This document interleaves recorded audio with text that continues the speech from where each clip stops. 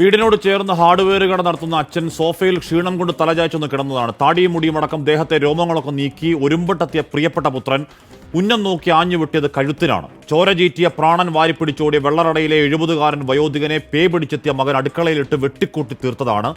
ജന്മം കൊടുത്ത അച്ഛന്റെ ശരീരത്തിൽ മകന്റെ വക വെട്ടുകളുടെ എണ്ണം 28. അധികം മുന്നേയല്ല. താമരശ്ശേരിയിൽ ട്യൂമറിന് ഓപ്പറേഷൻ കഴിഞ്ഞ് അനങ്ങാൻ വയ്യാതെ കിടന്ന സ്വന്തം അമ്മയെ കൈവറയ്ക്കാതെ കഴുത്തറത്ത് കൊന്നൊരു മുടിഞ്ഞവൻ വടിവാളിൽ മാതൃരക്തവുമായി കുറ്റബോധമേ ഇല്ലാതെ മാധ്യമക്കാർക്ക് നേരെ ഒരു പരിഹാസ ചുംബനം കൊടുത്തൊരു അന്തകപുത്രൻ ഇപ്പോൾ കുതിരവട്ടത്താണ്. അമ്മയെ കൊന്നൊരു വേദനയിൽ മനോനിലയങ്ങ് തെറ്റിയതല്ല. പോലീസ് കസ്റ്റഡിയിൽ ലഹരി കിട്ടാതായപ്പോൾ ഭ്രാന്തളകിക്കൊണ്ടാക്കിയതാണ്. ഇന്നലെ കൊടുങ്ങല്ലൂർ മൊട്ടക്കറിക്ക് സവാള അരിഞ്ഞുകൊണ്ടിരുന്ന അമ്മയുടെ കയ്യിൽ നിന്നും കറിക്കത്ത് വാങ്ങി കോഴിക്കറി കിട്ടാത്ത വാശിക്ക് ചരിച്ചു പിടിച്ച് കോഴിയെ അറക്കുമ്പോൾ അറുത്തൊരുത്തൻ മാസം 3 മുന്നേ അച്ഛന്റെ കത്തിക്ക് കുത്തിയതാണ്. കാരണം എന്താണ് അറിയാതെ ചോദിച്ചു. മോനെ ലഹരിയിൽ നശിക്കുന്നത് എന്തിനാ?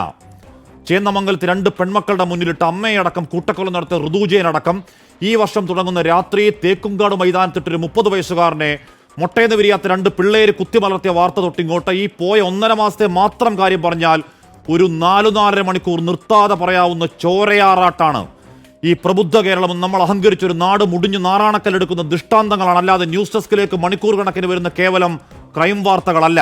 ഇന്ന് നിയമസഭയിൽ സാമാജികൻ PC വിശ്വനാഥ് ഒരു അമ്മയനുഭവം പറയുന്നുണ്ട്. ഏതൊക്കെയോ മയക്കുമരുന്നുകളിൽ മുങ്ങിപ്പോയൊരു പുത്രൻ രാത്രി വീട്ടിൽ വന്ന് വാതിൽ മുട്ടുമ്പോൾ സാറേ പേടിയാണ്. ആ ലഹരിയിൽ അവൻ എന്നെ കാണുന്ന അമ്മയെപ്പോലെയല്ല. ആവർത്തിക്കുന്ന അന്തകമക്കളുടെ വാർത്ത കേട്ട് അയ്യോ എൻ്റെ കേരളമേ എന്ന് വ്യാജമായി പരിതപിക്കല്ലേ. അമ്മയെ സഹോദരിയെ കണ്ടാൽ തിരിച്ചറിയാത്തവണ്ണം രണ്ടാമത് ആലോചിക്കാതെ മാതാവിൻ്റെ കഴുത്തറക്കാനും മാത്രം തലച്ചോറിൽ തിമിരം ബാധിച്ച തലമുറ പിഴച്ചു പോകുന്ന കാര്യം ഇന്നു രാവിലെ നമുക്കുണ്ടായ തിരിച്ചറിവല്ല. 5ാം ക്ലാസ്സിൽ പഠിക്കുന്ന 6ാം ക്ലാസ്സിൽ പഠിക്കുന്ന കുട്ടിക്ക് കയ്യെത്തും ദൂരത്താണ് ഈ കാളകൂട മരുന്നുകൾ എന്ന് പകൽ പോലെ വ്യക്തമായിട്ടും ആ വിഷ്യസ് സർക്കിളിൽ മരണത്തിന്റെ വ്യാപാരികളെ പൂട്ടാൻ ഭരണകൂടം സ്വീകരിച്ച നടപടി എന്താണ്? വർഷം 3 മുന്നെയാണ് ഒരുമിച്ച് പോരാടാം എന്ന് നാടിന്റെ മുഖ്യമന്ത്രി പറഞ്ഞിട്ട് എന്തെങ്കിലുമായോ പോരാട്ടം?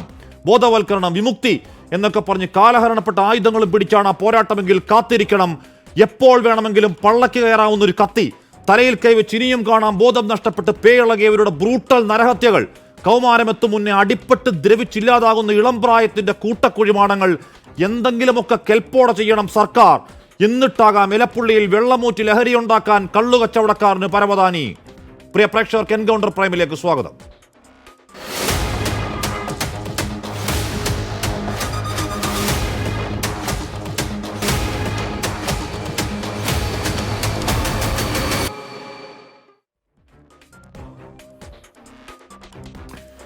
VK സോണോസ്, Roji M. Johns, George Joseph, Vellarada സംഭവത്തിലെ ബന്ധു, AP സരിത, പുന്നപ്പറ നോർത്ത് ഗ്രാമപഞ്ചായത്ത് വൈസ് പ്രസിഡന്റാണ്.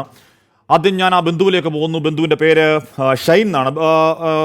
ഷൈൻ, ഈ പറയുന്ന രീതിയിൽ എന്താണ് മയക്കുമരുന്ന് ഉപയോഗം, ഈ കുറ്റകൃത്യങ്ങളൊക്കെ പരസ്പരം ലിങ്കായി കിടക്കുന്ന കാര്യമാണ്. വെള്ളറട സംഭവം നമ്മളെ എല്ലാവരെയും ഞെട്ടിച്ചതാണ്. എന്ന് പറഞ്ഞാൽ നേരത്തെയൊക്കെ കേട്ടതുപോലെ ഈ പുത്രൻ ഏതെങ്കിലും തരത്തിലുള്ള പ്രായശ്ചിത്തം ഉള്ളതായി നമുക്കറിയില്ല. ശ്രീ ഷൈൻ, എന്താണ് ഈ മകൻ്റെ മുറിയിൽ നിന്ന് അവിടുന്ന് കണ്ടെടുത്തത്? എന്തൊക്കെയോ ദുരൂഹമായ സംഗതികൾ. മുറിയുടെ മൂലയ്ക്ക് കൂട്ടിയിരിക്കുന്ന മുടി, 100 കണക്കിന് സിഗരറ്റ് കൂടുകൾ, പ്രത്യേക പ്രതിമകൾ, തലയോട്ടി രൂപത്തിലുള്ള ക്ലേ ഉണ്ടാക്കിയ എന്തോ മോഡലുകൾ. ഇവന് ഈ പ്രജിന് എപ്പോൾ മുതലാണ് ഈ സ്വഭാവത്തിലെ ഈ മാറ്റം ഉണ്ടാവുന്നത്? ശ്രീ ഷൈൻ.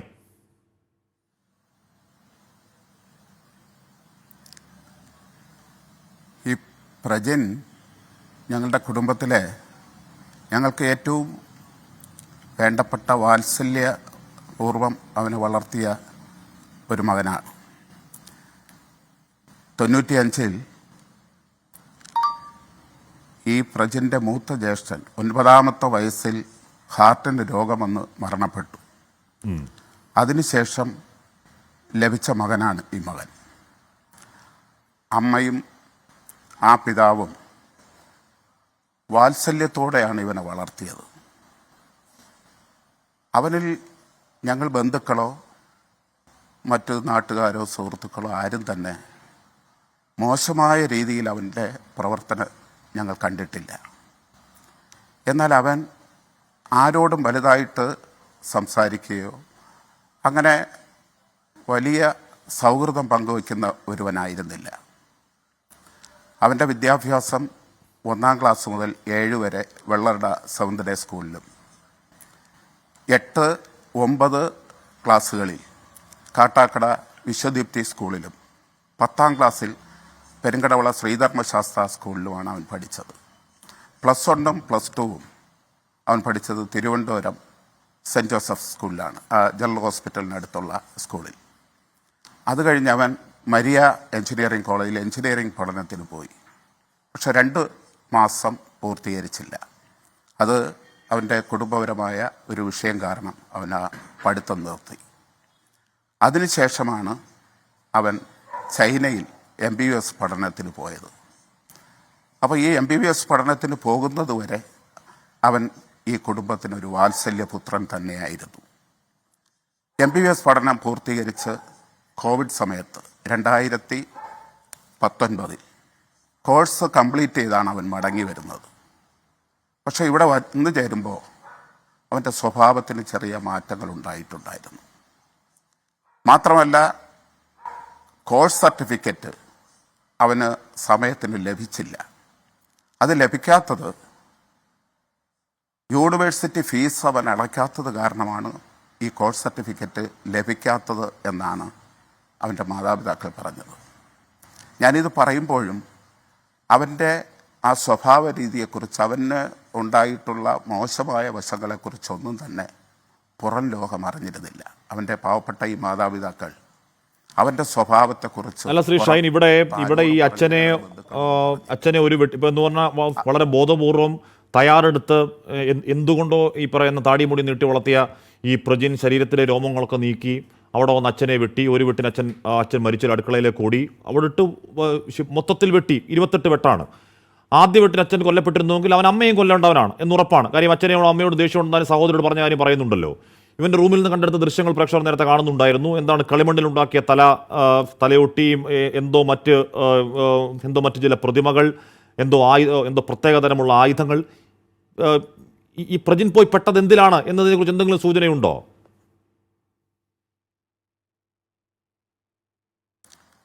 അതാണ് ഞാൻ പറഞ്ഞു വരുന്നത്. ഇപ്പോൾ ഈ സർട്ടിഫിക്കറ്റ് കിട്ടാതെ വന്ന സമയത്ത് അവൻ വീട്ടുകാരോട് ആവശ്യപ്പെട്ടത് അവന് സിനിമ അഭിനയം പഠിക്കണം, അതിനവന് എറണാകുളത്ത് അയക്കണം എന്ന് ആവശ്യപ്പെട്ടു. അമ്മ എതിർത്തു. ആദ്യം സിനിമ ഫീൽഡിലോട്ട് പോകണ്ട എന്ന് അമ്മ എതിർത്തു. പക്ഷേ പിതാവ് അവൻ്റെ ആഗ്രഹത്തിന് തടസ്സം നിന്നില്ല. അമ്മയോട് പറഞ്ഞ് ഈ പറഞ്ഞതനുസരിച്ച് 1.5 ലക്ഷം രൂപ അവന് ആവശ്യപ്പെട്ട ആ തുക കൊടുത്തു. അവൻ എറണാകുളത്ത് പോയി പഠിക്കുകയും ചെയ്തു. ആ പഠനം 3 മാസം പൂർത്തീകരിച്ചാണ് അവൻ മടങ്ങി വന്നത്. ഈ എറണാകുളത്ത് പോയി മടങ്ങി വന്നതിന് ശേഷമാണ് അവൻ വീട്ടിൽ അതുവരെ ഇല്ലാത്ത രീതിയിൽ ഈ മാതാപിതാക്കളോട് ക്ഷുഭിതനാകുന്നത്. ഒരു കാരണവും വേണ്ട. ഇതിപ്പോൾ ഞങ്ങൾ അറിയുന്നത് ഈ മരണത്തിന് ശേഷമാണ്. ആ മാതാവിനോട് ഞങ്ങളുടെ ഒരു കുടുംബ സംഘമുണ്ട്, ഞങ്ങൾ എല്ലാ വർഷവും നടത്താറുണ്ട്, അതിലെല്ലാം പ്രജിൻ പങ്കെടുത്തിട്ടുണ്ട്. അത് കോർഡിനേറ്റ് ചെയ്യുന്നത് ഞാനാണ്. അപ്പോൾ ഈ മരണവുമായി ബന്ധപ്പെട്ട ആ മാതാവ് എന്നോട് സംസാരിച്ചപ്പോൾ പറഞ്ഞതാണ്, ഈ എറണാകുളത്ത് പോയി മടങ്ങി വന്നതിന് ശേഷമാണ് ഏറ്റവും വളരെ ക്രൂരമായി ഇവരോട് പെരുമാറുന്നത്. അത് ഈ മാതാവിനോടും പെരുമാറും. മാതാവിൻ്റെ മുടിയെ പിടിച്ച് വലിക്കാറുണ്ട്, ഈ പിതാവിനെ കർണത്തടിക്കാറുണ്ട്, മുഖത്ത് കാർക്കിച്ച് തുപ്പാറുണ്ട്. ആ സമയത്തെല്ലാം ഇവർ വളരെ വിനയത്തോടെ താഴ്മയോടെ ഇവരിയ്ക്കുമായിരുന്നു. പ്രതികരിക്കില്ല. പ്രതികരിച്ചാൽ അവൻ കൂടുതൽ വയലൻ്റ് ആകും. അതുകൊണ്ട് അവർ പ്രതികരിക്കാറില്ല. ഇതിപ്പോഴാണ് അവർ പറയുന്നത്, ഞങ്ങൾ കുടുംബക്കാരെ അറിയുന്നത്. അപ്പോൾ ഈ എറണാകുളത്ത് പോയി പഠനം കഴിഞ്ഞ് വന്നതിന് ശേഷമാണ് ഇപ്പോൾ ഈ കൊലപാതകം നടത്തുന്നതിന് 3 ദിവസത്തിന് മുമ്പ് ആ വീട്ടിലുള്ള 2 വെട്ടുകത്തി, ഒന്ന് മൂർച്ചയുള്ളത്, ഒന്ന് മൂർച്ചയില്ലാത്തത്. ഈ 3 ദിവസത്തിന് മുമ്പ് ഇത് രണ്ടും ചേർത്ത് ഇവൻ മൂർച്ച കൂട്ടുകയായിരുന്നു. അപ്പോൾ അമ്മ ചോദിച്ചു, എന്തിനാണ് നീ ഇതിപ്പോൾ ചെയ്യുന്നത്? അപ്പോൾ പറഞ്ഞ് ഇതിന് ആവശ്യമുണ്ട് എന്നവൻ ഊന്നി പറഞ്ഞു. എന്നിട്ടിത് അവൻ്റെ മുറിയിൽ കൊണ്ടുപോയി അല്പം കഴിഞ്ഞതിന് ശേഷം ഇത് അടുക്കളയിൽ കൊണ്ടുവയ്ക്കുകയും ചെയ്തു. പക്ഷേ ഈ മൂർച്ചയുള്ള വെട്ടുകത്തി ആ മാതാവ് എന്തോ അവർക്ക് തോന്നി അത് മാറ്റിവെച്ചു. അവൻ വെട്ടിയത് ആ മൂർച്ചയില്ലാത്ത വെട്ടുകത്തി കൊണ്ടാണ്. അന്നും ഈ സംഭവം നടക്കുന്ന ദിവസവും അമ്മ മൊബൈൽ ഫോണിൽ ഗൂഗിൾ മീറ്റിംഗ് കണ്ടുകൊണ്ടിരുന്ന ഒരു പ്രെയർ മീറ്റിംഗ് അറ്റൻഡ് ചെയ്ത് കൊണ്ടിരിക്കുകയായിരുന്നു. അപ്പോൾ പിതാവ് അടുത്ത് വന്ന് ഭക്ഷണം കഴിക്കാനിരുന്നപ്പോൾ അവനും ഭക്ഷണം കഴിക്കാൻ അടുത്ത് വന്നിരുന്നു. 2 പേരും ഭക്ഷണം കഴിച്ചു. ഈ പിതാവ് ഭക്ഷണം കഴിച്ചതിന് ശേഷം സോഫയിൽ കിടന്നു. മകൻ നേരെ മുകളിൽ പോയി. റൂമിൽ പോയിട്ട് തിരിച്ചിറങ്ങി വന്ന് ഈ പിതാവിനോട് 10 രൂപ ചോദിക്കുന്നു. വെറും 10 രൂപ. അതറിയാം അവർക്ക് സ്ഥിരം. ഈ 10 രൂപ വാങ്ങിക്കൊണ്ട് തൊട്ടടുത്തുള്ള കടയിൽ പോയി സിഗരറ്റ് വാങ്ങി മുകളിൽ പോയി. സിഗരറ്റ് വലിച്ചതിന് ശേഷമാണ് ആ കത്തിയുമായി വന്നത്. ഈ സമയത്ത് പിതാവ് അല്പം മയങ്ങിപ്പോയി. അമ്മ ഗൂഗിൾ മീറ്റിങ്ങിലാണ്. ഈ മകൻ വന്ന് ആദ്യം വെട്ടിയത് നെഞ്ചിലാണ്. അതോടെ ചാടി എണീക്കുന്നു, ബഹളാകുന്നു. അമ്മ ഓടി വരുന്നു, ഈ മകനെ പിടിച്ചു വലിക്കുന്നു. പിടിച്ചു വലിക്കാൻ കിട്ടുന്നില്ല. മകൻ നല്ല സ്ട്രോങ് ആണ്. ആ ബനിയനിൽ പിടിച്ചു വലിച്ച്, ഇത് ടീഷർട്ടാണ് ഇട്ടിരുന്നത്, ബനിയനിൽ പിടിച്ചു വലിക്കുന്നു, കിട്ടുന്നില്ല. ബഹളമാകുന്നു. പിതാവിന് എന്ത് ചെയ്യണമെന്നറിയില്ല. ഓടി രക്ഷപ്പെടണമെന്നുണ്ട്. Front door ലോക്കാണ്. അപ്പം മാതാവ് പറയുന്നു ഓടി രക്ഷപ്പെട്ടോളാൻ. ആ പിതാവ് എഴുന്നെഴുഞ്ഞ് അടുക്കളയിൽ കയറുന്നു. അടുക്കള വാതിൽ തുറന്നു. അപ്പോൾ ഇൻക്വസ്റ്റ് തയ്യാറാക്കിയപ്പോൾ ഞാനുണ്ടായിരുന്നു. ഈ പുറകുവശത്ത് തലയിൽ 2 വെട്ടുണ്ടായിരുന്നു, ആഴത്തിലുള്ള വെട്ട്. എനിക്ക് തോന്നുന്നു ആ ഡോറ് തുറന്നപ്പോൾ വെട്ടിയതായിരിക്കാം. അപ്പോൾ ഈ പിതാവ് മറിഞ്ഞു വീഴുന്നു. അമ്മ ഉടൻ തന്നെ ഈ സെൻട്രൽ ലോക്ക് എടുത്ത് റോഡിലേക്ക് ഓടുന്നു. ഭ്രാന്തിയെപ്പോലെ റോഡിൽ ചെന്ന് രാത്രി 9 മണിക്ക് ശേഷം നിലവിളിക്കുന്നു. എൻ്റെ ഭർത്താവിനെ ഇട്ടിരിക്കുന്നു, രക്ഷിക്കണേ രക്ഷിക്കണേ എന്നൊരു ഭ്രാന്തിയെപ്പോലെ വിളിക്കുമ്പോൾ ഒരു വാഹനവും നിർത്തുന്നില്ല. അവസാനം ആ മാതാവ് തിരിച്ചു വരുമ്പോൾ ആ കണ്ട കാഴ്ച എന്ന് പറയുന്നത് കഴുത്ത് അറുത്ത് ആ കഴുത്തിൽ പിടിച്ചു വെച്ചുകൊണ്ടിരിക്കുകയാണ് ഈ പ്രജിൻ. മാതാവ് വന്നതും അവൻ എണീറ്റ് പോയി. അപ്പോൾ ഈ പിതാവ് എന്നെ മാതാവ് കണ്ടു. ഈ പിതാവ് കണ്ണ് വാസ്തവത്തിൽ അപ്പോൾ ജീവൻ പോയിരിക്കണമെന്നാണ് ഞാൻ കാണുന്നത്. കണ്ണ് ഈ മാതാവിൻ്റെ മുഖത്തേക്ക് നോക്കി. അപ്പോൾ ഈ മാതാവിനെ നോക്കുന്നു എന്നുള്ള വേദനയോടെ ആ പിതാവിനെ വാരിപ്പുണർന്ന ആ മാതാവ് ആ രക്തത്തിൽ. ഈ സമയത്ത് പോലീസ് വന്നു. അതിനുശേഷമാണ് മാതാവിനെ ഹോസ്പിറ്റലിൽ മാറ്റുന്നത്. വളരെ മൃഗീയമായി. അത് പോലീസ് ടെസ്റ്റിൽ അന്ന് മെഡിക്കൽ എടുത്തപ്പോൾ മദ്യപിച്ചിട്ടില്ല. അങ്ങേയറ്റം ബ്രൂട്ടലാണ് ഇപ്പോഴും അറിയില്ല. അങ്ങേയറ്റം ബ്രൂട്ടലാണ് എന്ന് പറഞ്ഞാൽ എന്ന് ഓർത്തു നോക്കണം. അന്ന് രാത്രി ഒരുമിച്ചിരുന്ന് ഭക്ഷണം കഴിച്ച് പോയ മകനാണ് അച്ഛനെ കൊല്ലുന്നത്. അത് മാത്രം നമ്മളിപ്പോൾ ഇന്നലെ കണ്ട കൊടുങ്ങല്ലൂരെ ഈ സംഭവത്തിൻ്റെ എന്താണ്, വീട്ടിൽ വന്ന് കോഴിക്കറി ചോദിച്ചു, കോഴിക്കറിയില്ല. അപ്പോൾ അച്ഛൻ മുട്ട വാങ്ങാൻ മകൻ്റെ പൈസ കൊടുത്തു വിടുന്നു. മോൻ പോയി മുട്ട മേടിച്ചുകൊണ്ട് വരുന്നു. മുട്ട മേടിച്ച് ആ മുട്ടക്കറിക്ക് അമ്മ കറിക്കരിഞ്ഞുകൊണ്ടിരിക്കുമ്പോഴാണ് ആ കറിക്കത്തി വാങ്ങിയുള്ള ഈ ക്രൂരത. ഇന്നിപ്പോൾ സഭയിൽ ഇതിനൊക്കെ ലഹരി ബന്ധങ്ങളുണ്ട്. ഈ പറഞ്ഞ ഓരോരോ സംഭവങ്ങൾക്ക് ലഹരി ബന്ധങ്ങളുണ്ട്. ഇന്ന് സഭയിൽ അത് ചർച്ചയായിരുന്നു. സഭയിൽ കണ്ട പ്രതികരണങ്ങൾ കാണാം. അതിനുശേഷം ഞാൻ റോജിയിലേക്കും സനോജിലേക്കും എത്തും. കേരളത്തിലെ നമ്മുടെ യുവത്വത്തെ മുഴുവൻ വഴിതെറ്റിക്കുന്ന ഒരു മാഫിയ വർക്ക് ചെയ്യുന്നുണ്ടെങ്കിൽ ആ മാഫിയെ പുറത്തു കൊണ്ടുവരേണ്ട ചുമതല ആർക്കാ ചുമതല? ആരാണിത് ചെയ്യുന്നത്? എന്താണ് ചെയ്തുകൊണ്ടിരിക്കുന്നത്? നമുക്കൊരു ഇന്റലിജൻസ് ഉണ്ടോ? എക്സൈസിന് ഒരു വൃത്തിയായിട്ടുള്ള ഒരു ഇന്റലിജൻസ് സംവിധാനം ഉണ്ടോ? ഒരു കേസ് പിടിച്ചാൽ ഇതിന്റെ സോഴ്സ് എവിടെയാണ് എന്ന് അന്വേഷിച്ചു പോകാനുള്ള ഒരു മെക്കാനിസമോ ഒരു മെഷീനറിയോ ഒന്നുമില്ല. നമ്മുടെ കേരളത്തെ നമുക്ക് ഈ മയക്കുമരുന്ന് ലോബിക്കും ഈ മാഫിയയ്ക്കും ഈ സംഘത്തിനും വിട്ടുകൊടുക്കാൻ പറ്റില്ല എന്നുള്ള ഉറച്ച നിലപാടെടുത്തുകൊണ്ടുള്ള ഗൗരവതരമായ നടപടികളുമായി സർക്കാർ പോകണം എന്ന് ഞാൻ ആവശ്യപ്പെടുന്നു. ഇത് കേരളം മാത്രം അഭിമുഖീകരിക്കുന്ന പ്രശ്നമല്ല. കേരളം ഒരു തുരുത്തല്ല. കേരളം ഇന്ത്യയുടെ ഭാഗമാണ്. ലോകമാകെ ഈ ലഹരി ശൃംഖല പ്രവർത്തിച്ചുകൊണ്ടിരിക്കുന്നുണ്ട്. ബാംഗ്ലൂരിൽ നിന്നും ഗോവയിൽ നിന്നുമാണ് പ്രധാനമായിട്ട് രാസലഹരികൾ കേരളത്തിലേക്ക് വരുന്നത്. ഈ 2 കേന്ദ്രങ്ങളിൽ നിന്നാണ് വരുന്നത്. അത് തടയാൻ എൻഫോഴ്സ്മെന്റ് നടപടികൾ ശക്തിപ്പെടുത്തുന്നു. കുറ്റവാളികളെ അറസ്റ്റ് ചെയ്യുന്നതിൽ നമ്മൾ രാജ്യത്ത് ഒന്നാമതാണ്. കൺവിക്ഷൻ റേറ്റിന്റെ കാര്യത്തിൽ രാജ്യത്ത് നമ്മൾ ഒന്നാമതാണ്. നടപടികൾ സ്വീകരിച്ചുകൊണ്ടിരിക്കുന്നു. സിറോജിയം ജോൺ ഇന്ന് മന്ത്രി എം.ബി. രാജേഷ് ഈ പറഞ്ഞ എൻഫോഴ്സ്മെന്റ് കാര്യത്തിൽ അതിന്റെ കൺവിക്ഷൻ റേറ്റിൽ രാജ്യത്ത് ഒന്നാമതാണെന്നുള്ള കാര്യത്തിൽ സംസ്ഥാനം കടന്നുപോയി. നമ്മൾ മൂർഖൻ രാജേഷ് പിടികൂടിയ കാര്യത്തിൽ, ഡൽഹിയിൽ പോയ കാര്യത്തിൽ, ഹൈദരാബാദിൽ പോയി പ്രതിയെ പിടികൂടിയ കാര്യമൊക്കെ ഇന്ന് ഈ അടിയന്തര സഭയിൽ നടന്ന ചർച്ചയ്ക്ക് മറുപടിയായി പറയുന്നുണ്ട്. ഒക്കെ കണക്ക് വെച്ച് ശരിയുമാണ്. പക്ഷേ നാൾക്ക് നാൾ ലഹരി വ്യാപനം അടിത്തട്ടിൽ കൂടുതൽ സജീവമാണ്. നാൾക്ക് നാൾ കൂടുതൽ കേസുകൾ ഉണ്ടാവുന്നുണ്ട്. നാൾക്ക് നാൾ കൂടുതൽ പേർ പിടിയിലാവുന്നുണ്ട്. നാൾക്ക് നാൾ കൂടുതൽ ബ്രൂട്ടലായ കൊലപാതകങ്ങൾ നമ്മൾ കാണുന്നുമുണ്ട്. സിറോജിയം ജോൺ,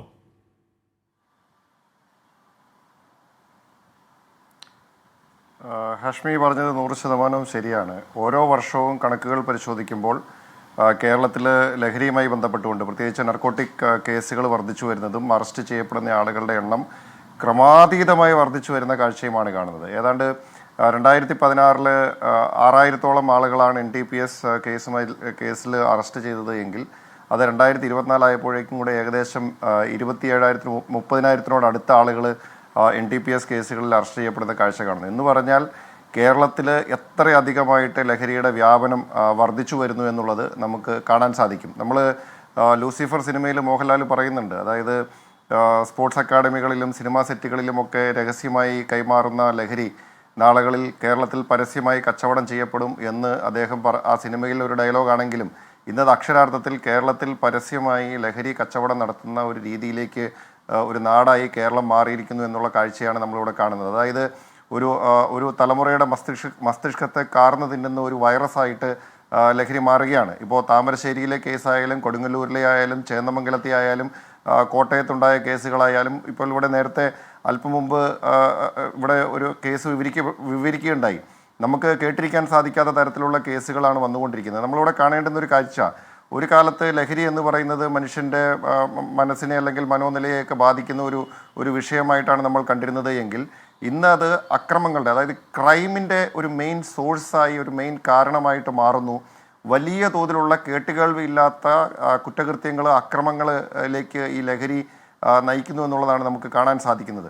ഇവിടെ നമ്മൾ കാണേണ്ടുന്ന ഒരു കാര്യം, നമുക്ക് എക്സൈസ് ഡിപ്പാർട്ട്മെൻറ്റ് ഇന്ന് അടിയന്തര പ്രമേയ ചർച്ചയിൽ ഭരണകക്ഷിയിലുള്ള MLA ഉൾപ്പെടെ ശ്രീമതി കാനത്തിൽ ജമീല സംസാരിച്ചപ്പോൾ പറയുകയുണ്ടായി, പല കാര്യങ്ങളും സർക്കാർ ചെയ്യുന്നുണ്ട്, പക്ഷേ നമുക്കത് പോരാ, നമുക്കിത് കൂടുതൽ എഫക്റ്റീവ് ആവണം, എൻഫോഴ്സ്മെൻറ്റ് കൂടുതൽ എഫക്റ്റീവ് ആവണം, നമുക്ക് ഇതിനെ പ്രതിരോധിക്കാനുള്ള സംവിധാനം ഉണ്ടാവണമെന്ന് ഭരണകക്ഷിയിൽ നിന്ന് MLA പോലും പറയുന്ന തരത്തിൽ ഇന്ന് നമ്മൾ ചർച്ച കാണുകയുണ്ടായി. അപ്പോൾ എന്ന് പറഞ്ഞാൽ നമ്മൾ ചെയ്യുന്നതൊന്നും പര്യാപ്തമല്ല എന്നുള്ളതാണ്. ഞാനൊരു കാര്യം അടിവരയിട്ട് പറയാനായിട്ട് ആഗ്രഹിക്കുകയാണ് ഹാഷ്മി.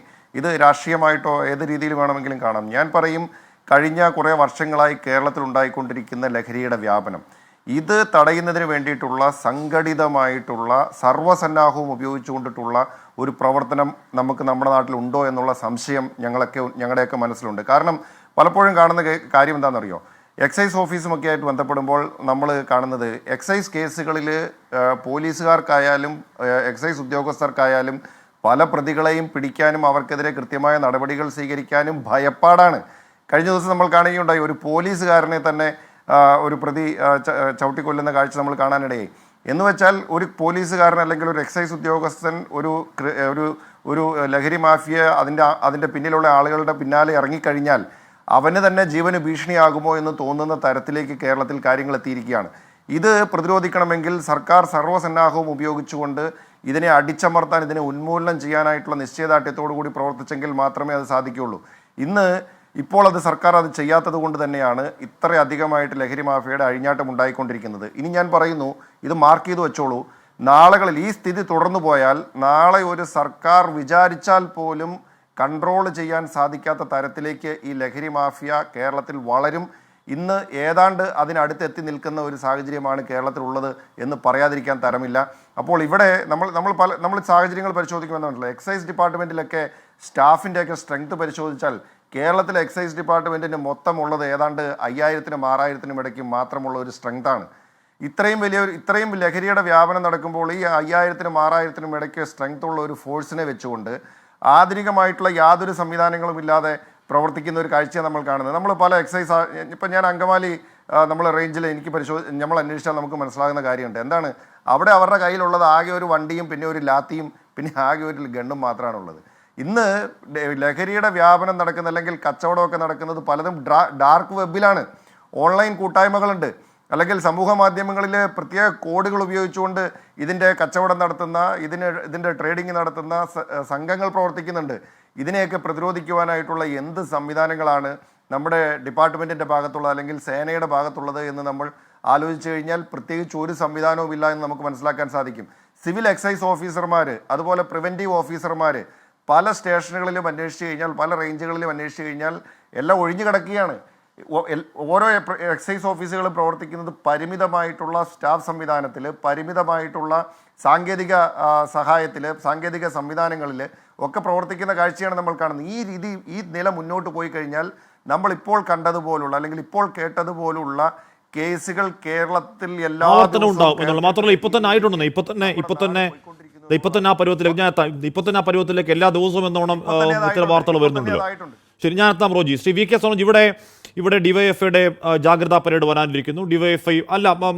ഡിവൈഎഫ്ഐയും നാട്ടിലെ സംഘടനകളൊക്കെ ഈ പറയുന്ന മയക്കുമരുന്നിനെതിരെ ബോധവൽക്കരണം നടത്തുന്നുണ്ട്. ഇവിടെ കളിയിടങ്ങൾ ആണ് ലഹരി, കളിയാണ് ലഹരി, അല്ലെങ്കിൽ ഫുട്ബോൾ കളി സമയത്ത് ഇപ്പോൾ ഇന്ന് മന്ത്രി എം പി രാജേഷ് പറഞ്ഞടക്കുമ്പോൾ ഒരുപാട് ബോധവൽക്കരണങ്ങളും വിമുക്തി, നേർവഴി, ഉണർവ് എന്നൊക്കെ പറഞ്ഞ ഒരുപാട് പദ്ധതികളൊക്കെ ഉണ്ട്. കാര്യമൊക്കെ ശരിയാണ്. പക്ഷേ വി കെ സഞ്ജയ് ഇവിടെ ഈ കൊടുങ്ങല്ലൂരിൽ അമ്മ ഇന്നലെ കഴുത്തറത്ത മകൻ 3 മാസം മുമ്പ് അച്ഛനെ കത്തികൊണ്ട് കുത്തിയതാണ്. എന്താണ് കാരണം? ഈ മകന്റെ ഈ ലഹരി ഉപയോഗം ചോദ്യം ചെയ്യുന്നതിന് അച്ഛനെ കത്തികൊണ്ട് കുത്തുന്നതും അത് പോലീസ് കേസാവുന്നതും കേസിൽ നിന്ന് പിന്നെ മുക്തമാവുന്നതും പിന്നെ ഇപ്പോൾ അമ്മയുടെ കഴുത്തറത്ത അമ്മ സീനത്ത് ഇപ്പോൾ ഗുരുതരാവസ്ഥയിൽ ചികിത്സയിൽ കഴിയുകയാണ്. സനോജ്, ഇത് വേറൊരു ലെവലിലേക്ക് പോവുകയാണ്. ഇത് വേറൊരു വല്ലാത്ത അവസ്ഥയിലേക്ക് പോവുകയാണ്. നമ്മൾ ഈ കണ്ട ഇപ്പോൾ തേക്കിൻകാട് ന്യൂ ഇയറിന് 1-ാം തീയതി രാത്രി ഒരു 30 വയസ്സുകാരനെ ചേർന്ന് കുത്തിക്കൊല്ലുന്ന 15-16 വയസ്സുള്ള കുട്ടികൾ ലഹരിക്കടിമകളായ കുട്ടികളാണ്. സനോജ്, ഇത് വേറൊരു തരത്തിലോട്ട് പോകുമ്പോൾ നമ്മൾ സ്വീകരിച്ചു വന്ന ഈ ബോധവൽക്കരണത്തിൻ്റെയും അല്ലെങ്കിൽ ഈ പരമ്പരാഗതമായിട്ടുള്ള ഈ പണികൾ മതിയാവാതെ വരുന്നുണ്ട്. പുതിയ വഴികൾ തേടേണ്ടതുണ്ട് സനോജ്. എന്നാൽ മാത്രമേ നാടിനെ കാക്കാൻ പറ്റൂ. അത് ഉറപ്പാണ്.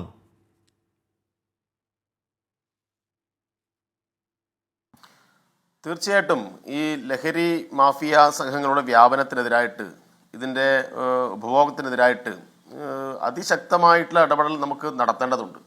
അതിന് നിലവിലുള്ള വഴികൾ മാത്രം പോരാ, പുതിയ വഴികൾ തേടേണ്ടതുണ്ട് എന്ന കാര്യത്തിലൊന്നും ഒരു തർക്കവുമില്ല. ഇവിടെ ഇപ്പോൾ പലതരത്തിലുള്ള ചർച്ചകൾ നടക്കുകയാണ്. ഇപ്പോൾ വളരെ പോസിറ്റീവായിട്ടുള്ള ചർച്ചകൾ ഇന്നിപ്പോൾ നിയമസഭയിൽ നടന്നിട്ടുണ്ട്. എക്സൈസ് മന്ത്രി തന്നെ അതുമായി ബന്ധപ്പെട്ട കൃത്യമായ മറുപടികളൊക്കെ നൽകിയിട്ടുണ്ട്. നമുക്കിവിടെ ഇപ്പോൾ എന്താ പ്രശ്നം? നമുക്കിപ്പോൾ ഈ റോജി എം ജോൺ പറഞ്ഞതുപോലെ കേരളത്തിലെ ഇടതുപക്ഷ ഭരണം പോരാത്തത് കൊണ്ടാണ് ഈ പ്രശ്നങ്ങളെല്ലാം എന്ന നിലയിൽ രാഷ്ട്രീയമായി വ്യാഖ്യാനിച്ച് അതിനെ മറ്റൊരു തലത്തിലേക്ക് കൊണ്ടുപോകുന്നതിൽ കാര്യമില്ല. ഇവിടെ ലോകത്താകെ നടന്നിട്ടുള്ള ഇതുമായി ബന്ധപ്പെട്ട ലഹരി വേട്ടകളുടെ എണ്ണം പരിശോധിക്കുമ്പോഴും മൊത്തം ഉപഭോക്താക്കളുടെ എണ്ണം സംബന്ധിച്ചുള്ള അന്താരാഷ്ട്ര ഏജൻസികളുടെ കണക്കുകളൊക്കെ പരിശോധിക്കുമ്പോൾ വലിയ പ്രശ്നം തന്നെയാണ്. നമ്മുടെ രാജ്യത്തും ഇതുമായി ബന്ധപ്പെട്ട കണക്കുകൾ ഞെട്ടിപ്പിക്കുന്നതാണ്. അതിൻ്റെ എല്ലാം ഭാഗമായി കേരളത്തിലും ഈ കാര്യങ്ങളുണ്ട്. പക്ഷെ നമുക്കിവിടെ കേരളത്തിൻ്റെ ഒരു പ്രത്യേക കാര്യം പരിഗണിച്ച് ഇന്ന് വളരെ ആ ഗൗരവത്തിൽ തന്നെയാണ് നിയമസഭ ആ വിഷയം ചർച്ചക്കെടുക്കുകയും അതുമായി ബന്ധപ്പെട്ട ആശയങ്ങളൊക്കെ പങ്കുവച്ചിട്ടുള്ളത്. കേരളത്തിൽ ഇതുമായി ബന്ധപ്പെട്ട ശക്തമായ നിയമ നടപടികൾ സംസ്ഥാന ഗവൺമെൻറ് എടുക്കുന്നില്ല എന്നൊന്നും ആർക്കും പറയാൻ കഴിയില്ല. അതിപ്പം കക്ഷി രാഷ്ട്രീയം നോക്കേണ്ട കാര്യമില്ലല്ലോ. ഇപ്പോൾ 2023 16,100 കോടിയുടെ മയക്കുമരുന്ന് വേട്ട. അതിപ്പം പ്രസ് ഇൻഫർമേഷൻ ബ്യൂറോ കഴിഞ്ഞ ദിവസം ഇറക്കിയ പത്രക്കുറിപ്പിൽ തന്നെ ആ കാര്യങ്ങൾ പറയുന്നുണ്ട്. 2023 16,100 കോടിയാണെങ്കിൽ അത് 2024 25,000 കോടി രൂപയുടെ മയക്കുമരുന്നായിട്ട് ഉയർന്നു എന്നാണ് കാണാൻ വേണ്ടി കഴിയുന്നത്. അപ്പോൾ 25,000 കോടിയാണ്. പക്ഷേ കേരളത്തിൽ 60 കോടിയുടെ ഇതാണ് പിടിച്ചിട്ടുള്ളത്. അത് കേസിൻ്റെ ശതമാനമൊക്കെ നോക്കിക്കഴിഞ്ഞാൽ കേരളം ആ കാര്യത്തിലെല്ലാം വളരെ കൃത്യമായ നിലപാടുകൾ തന്നെ സ്വീകരിക്കുന്നു എന്നും പറയാൻ വേണ്ടി കഴിയും. പിന്നെ ദേശീയ ശരാശരി അതിൻ്റെ കൺവിക്ഷൻ റേറ്റ് നോക്കുമ്പോൾ ദേശീയ ശരാശരിയേക്കാൾ കൂടുതൽ കൺവിക്ഷൻ റേറ്റ് രാജ്യത്ത് മറ്റെല്ലാ സംസ്ഥാനത്തേക്കാളും ഉയർന്ന കൺവിക്ഷൻ റേറ്റ് കേരളത്തിലാണെന്നും പറയാൻ കഴിയും. അപ്പോൾ എൻഫോഴ്സ്മെൻറ്റുമായി ബന്ധപ്പെട്ട കാര്യത്തിൽ ശക്തമായ നിലയിൽ തന്നെ നമുക്ക് മുന്നോട്ട് പോകാനൊക്കെ കഴിയുന്നുണ്ട്. പക്ഷെ നിങ്ങൾ ഈ പറഞ്ഞതുപോലെ ഈ പതിവ് രീതിയിലുള്ള ഇടപെടൽ മാത്രം മതിയാവില്ല. എനിക്ക് തോന്നുന്നത് ശക്തമായ ജനകീയമായിട്ടുള്ള ഇടപെടൽ നമുക്ക് ശക്തിപ്പെടുത്തേണ്ടതുണ്ട്. അതിന് യുവജന സംഘടനകൾ, നമുക്കൊരു പ്ലാൻ ഉണ്ടാക്കിയേ പറ്റൂ. കാരണം എന്താണ്, ഇത് നമുക്ക് എല്ലാവർക്കും അറിയാം, ഇത് അത്രയും ആഴത്തിൽ വ്യാപകമാണ്. തുടങ്ങി എല്ലാ വിഭാഗം ഞാൻ പറഞ്ഞു ഇത് അത്രയും ഇപ്പൊ നമ്മുടെ ഒരു പോരാട്ടമാണ്. ഇപ്പം നമ്മുടെ ഈ 24 കണക്ട് എന്നൊരു സംവിധാനമുണ്ട്. അതിൻ്റെ ഭാഗമായി നമ്മൾ ഈ ലഹരി ക്ലാസ് എടുക്കാൻ പോകുന്നുണ്ട്. അപ്പോൾ ആലപ്പുഴയിൽ ഒരിടത്ത് പോയപ്പോഴേക്കും അവിടുത്തെ ഒരു ഉദ്യോഗസ്ഥൻ പറയുകയാണ്, ഒരു ബുക്കാണ് എന്ന് പറഞ്ഞാൽ സ്കൂളിൽ നിന്ന് പിടിച്ചെടുത്ത് ഒരു ബുക്കാണ് എന്ന് പറഞ്ഞാൽ നമ്മൾ സാധാരണ കാണുമ്പോൾ ഒരു ബുക്ക്, ആ ബുക്കിന് നടുക്ക് ഒരു പേപ്പർ, ആ പേപ്പർ എന്ന് പറഞ്ഞാൽ കീറി നാക്കിൽ വെക്കാവുന്ന ഒരു പേപ്പറാണ് ആ പേപ്പർ. അങ്ങനെ ഈ ഡാർക്ക് ഇപ്പം നമ്മളിപ്പോൾ MDMA പറ്റിയോ നമ്മളിപ്പോൾ LSD പറ്റിയോ നമ്മളിപ്പോൾ ഇപ്പോഴത്തെ നമുക്കറിയാവുന്ന ലഹരിയെ പറ്റി പറയുമ്പോഴേക്കും ഈ തലമുറ അതും കഴിഞ്ഞ് അടുത്ത പുതിയ തലമുറ ലഹരിയിലേക്ക് കടന്നു കഴിഞ്ഞു. പുതിയ മാർഗ്ഗങ്ങളും പുതിയ രീതികളും അവലംബിക്കുകയാണ്. എങ്ങനെയാണ് നിയന്ത്രിക്കാൻ കഴിയുക? അത് നമുക്കൊരു കൂട്ടായ പ്ലാൻ ഉണ്ടാവണ്ടേ സനോജ്? ബോധവൽക്കരണം കൊണ്ടൊന്നും പ്രത്യേകിച്ച് എന്താണ് എനിക്ക് അറിഞ്ഞൂടാ. അതാണ് പറയുന്നത്. ഇപ്പോൾ അതെ അല്ല, ബോധവൽക്കരണം മാത്രം പോരാ, ഇത് തടയാൻ ആവശ്യമായിട്ടുള്ള എന്താണോ പ്രായോഗികമായിട്ടുള്ള കാര്യങ്ങൾ. ഇനിയിപ്പോൾ ഹാഷ്മിയും 24 പുതിയൊരു മാതൃക മുന്നോട്ട് വെച്ചാൽ ആ മാതൃക നമുക്ക് സ്വീകരിക്കാം. എല്ലാ വിഭാഗം ആളുകളും ആലോചിക്കേണ്ട വിഷയമാണ്. ഇപ്പം വെച്ചാൽ സാങ്കേതിക വിദ്യയിലുണ്ടായിട്ടുള്ള മാറ്റം, പ്രത്യേകിച്ച് വിവര സാങ്കേതിക വിദ്യ. നിങ്ങൾക്ക് ഒരു സാധനം ലഭ്യമാവണമെങ്കിൽ നിങ്ങൾക്ക് ഏതെങ്കിലും ഒരു സ്ഥലത്ത് വിൽക്കുന്ന ഒരു സ്ഥലത്ത് പോയി വാങ്ങേണ്ട കാര്യമില്ല. നിങ്ങൾക്കൊരു മെസ്സേജ് അയച്ചാൽ മതി. നിങ്ങളുടെ മെസ്സേജ് ആർക്കും ചോർത്താൻ വേണ്ടി കഴിയില്ല. മെസ്സേജ് അയച്ചു കഴിഞ്ഞാൽ 2 വീലറിലോ മറ്റ് വാഹനങ്ങളിലോ എത്തി നിങ്ങൾ പറയുന്ന സ്ഥലത്ത് നിൽക്കുന്ന സ്ഥലത്ത് എത്തിച്ചു കൊടുക്കാൻ വേണ്ടി കഴിയും. അതിൻ്റെ പണമിടപാട് ഓൺലൈൻ ആക്കാൻ വേണ്ടി കഴിയും. അപ്പോൾ ഇതൊക്കെ എങ്ങനെ കണ്ടെത്താൻ വേണ്ടി കഴിയും? അതാണ് ഇപ്പോൾ അന്വേഷിക്കുന്ന കാര്യം. അപ്പോൾ ഓരോ കാര്യവും പിടികൂടുന്ന സന്ദർഭത്തിൽ അതിൻ്റെ പിന്നാലെ പോവുകയും അങ്ങനെ പിന്നാലെ പോകുമ്പോഴാണ് ഞെട്ടിപ്പിക്കുന്ന വാർത്തകൾ ഉണ്ടാവുന്നത്. ഇപ്പം എക്സൈസ് സംഘം തന്നെ പിടികൂടിയിട്ടുള്ള ചില ആളുകളെ ചോദ്യം ചെയ്തപ്പോൾ അവർ ഡയറികൾ പരിശോധിച്ചപ്പോൾ വിദ്യാർത്ഥികളുടെ പേരുകൾ, പെൺകുട്ടികളുടെ പേരുകൾ, നമുക്ക് പ്രതീക്ഷിക്കാത്ത ഇടങ്ങളിൽ ഇതിൻ്റെ സ്വാധീനമുണ്ട് എന്ന കണ്ടെത്തലുകൾ എല്ലാം ഇപ്പോഴാണല്ലോ വന്നുകൊണ്ടിരിക്കുന്നത്. അപ്പോൾ അതിനെല്ലാം കേന്ദ്രീകരിച്ച് അന്വേഷണം നടക്കുകയാണ്. ഇപ്പം അന്വേഷണം നടത്തി ആൻഡമാൻ നിക്കോബാർ ദ്വീപിൽ പോയിട്ട് ഒരു വലിയ ലഹരിവേട്ട, ആൻഡമാൻ നിക്കോബാർ ദ്വീപിൻ്റെ ചരിത്രത്തിലെ ഏറ്റവും വലിയ ലഹരിവേട്ട ഈ കേരള പോലീസിൻ്റെയും കേരളത്തിലെ എക്സൈസ് സംഘത്തിൻ്റെയും സഹായത്തോടുകൂടിയല്ലേ അവിടെ നടന്നത്. തമിഴ്നാട്ടിൽ പോയിട്ട് ഒരു വലിയ സംഘത്തെ പിന്തുടർന്ന് പോയി പിടിച്ചല്ലോ, കർണാടകയിൽ പോയി പിടിച്ചല്ലോ. അപ്പോൾ വിവിധ ഇടങ്ങളിൽ ഇതിൻ്റെ സോഴ്സ് കണ്ടെത്താൻ ആവശ്യമായ കേരള എക്സൈസിൻ്റെയും കേരള പോലീസിൻ്റെയും പരിമിതിക്കകത്ത് നിന്നുകൊണ്ട് ഇതിൻ്റെ സോഴ്സ് ഉൾപ്പെടെ കണ്ടെത്താൻ ആവശ്യമായ ഇടപെടൽ നടക്കുകയാണ്. പക്ഷെ എന്നാലും എല്ലാ കാര്യങ്ങളും കണ്ടെത്താൻ വേണ്ടി കഴിയുന്നില്ല എന്ന് യാഥാർത്ഥ്യം തന്നെയാണ്. ഇപ്പൊ ഗോവയിൽ നിന്ന് ഇങ്ങോട്ട് ലഹരി സാധനങ്ങൾ കടത്തുന്നു, ബാംഗ്ലൂരിൽ നിന്ന്, കർണാടകയിൽ നിന്നൊക്കെ ഇങ്ങോട്ട് കൊണ്ടുവരികയാണ്. അപ്പം അത് കേരളം മാത്രം വിചാരിച്ചാൽ നടക്കുന്ന കാര്യവുമല്ല. അപ്പം രാജ്യത്തെ മൊത്തം കണക്കുകൾ പരിശോധിച്ചാൽ എന്ന് കരുതി ഇവിടെ കേരളത്തിൽ ഈ കാര്യത്തെ ലഘൂകരിച്ച് കാണുകയല്ല. പക്ഷേ കേരളത്തിലെ എന്തോ കുഴപ്പം കൊണ്ടാണ് ഇതെല്ലാം സംഭവിക്കുന്നത് എന്ന തലത്തിൽ വ്യാഖ്യാനിക്കുമ്പോഴാണ് ഈ കണക്കുകളൊക്കെ പറയേണ്ടി വരുന്നത്. അതുകൊണ്ട് ഞാൻ പറഞ്ഞത് കൺവിക്ഷൻ റേറ്റ് കേരളത്തിൽ കൂടുതലാണ് എന്ന്. കേസിന്റെ എണ്ണം നോക്കിക്കഴിഞ്ഞാൽ കേരളത്തിൽ കൂടുതലാണ്. മൊത്തം പിടിച്ച ലഹരി വസ്തുക്കളുടെ തുക നോക്കിക്കഴിഞ്ഞാൽ കേരളത്തിൽ ഇപ്പോൾ 60 കോടിയുടെ കാര്യമാണ് പറയുന്നത്. ദേശീയ തലത്തിൽ 25,000 കോടിയാണ് പറയുന്നത്. അപ്പോൾ ഇടപെടാൻ വേണ്ടി കഴിയാവുന്ന മേഖലയിൽ നിലവിലുള്ള സംവിധാനത്തെ ഉപയോഗപ്പെടുത്തിക്കൊണ്ട് ഇടപെടുന്നു എന്ന് തന്നെയാണ് കാണാൻ വേണ്ടി കഴിയുക. പക്ഷേ ആ ഇടപെടലൊന്നും പോരാ. അതിനെല്ലാം അപ്പുറത്ത് എന്ത് ചെയ്യാൻ വേണ്ടി കഴിയും എന്നല്ലേ ആലോചിക്കുന്നത്. ഉറപ്പായും എന്ന ആലോചന ഉണ്ടാവേണ്ടത്. ആ ആലോചന എല്ലാവരും കൂട്ടായി നിൽക്കുകയും വേണം. എന്നാൽ മാത്രമേ ഇത് ആളുകളെ ആകർഷിക്കാൻ വേണ്ടിയിട്ട്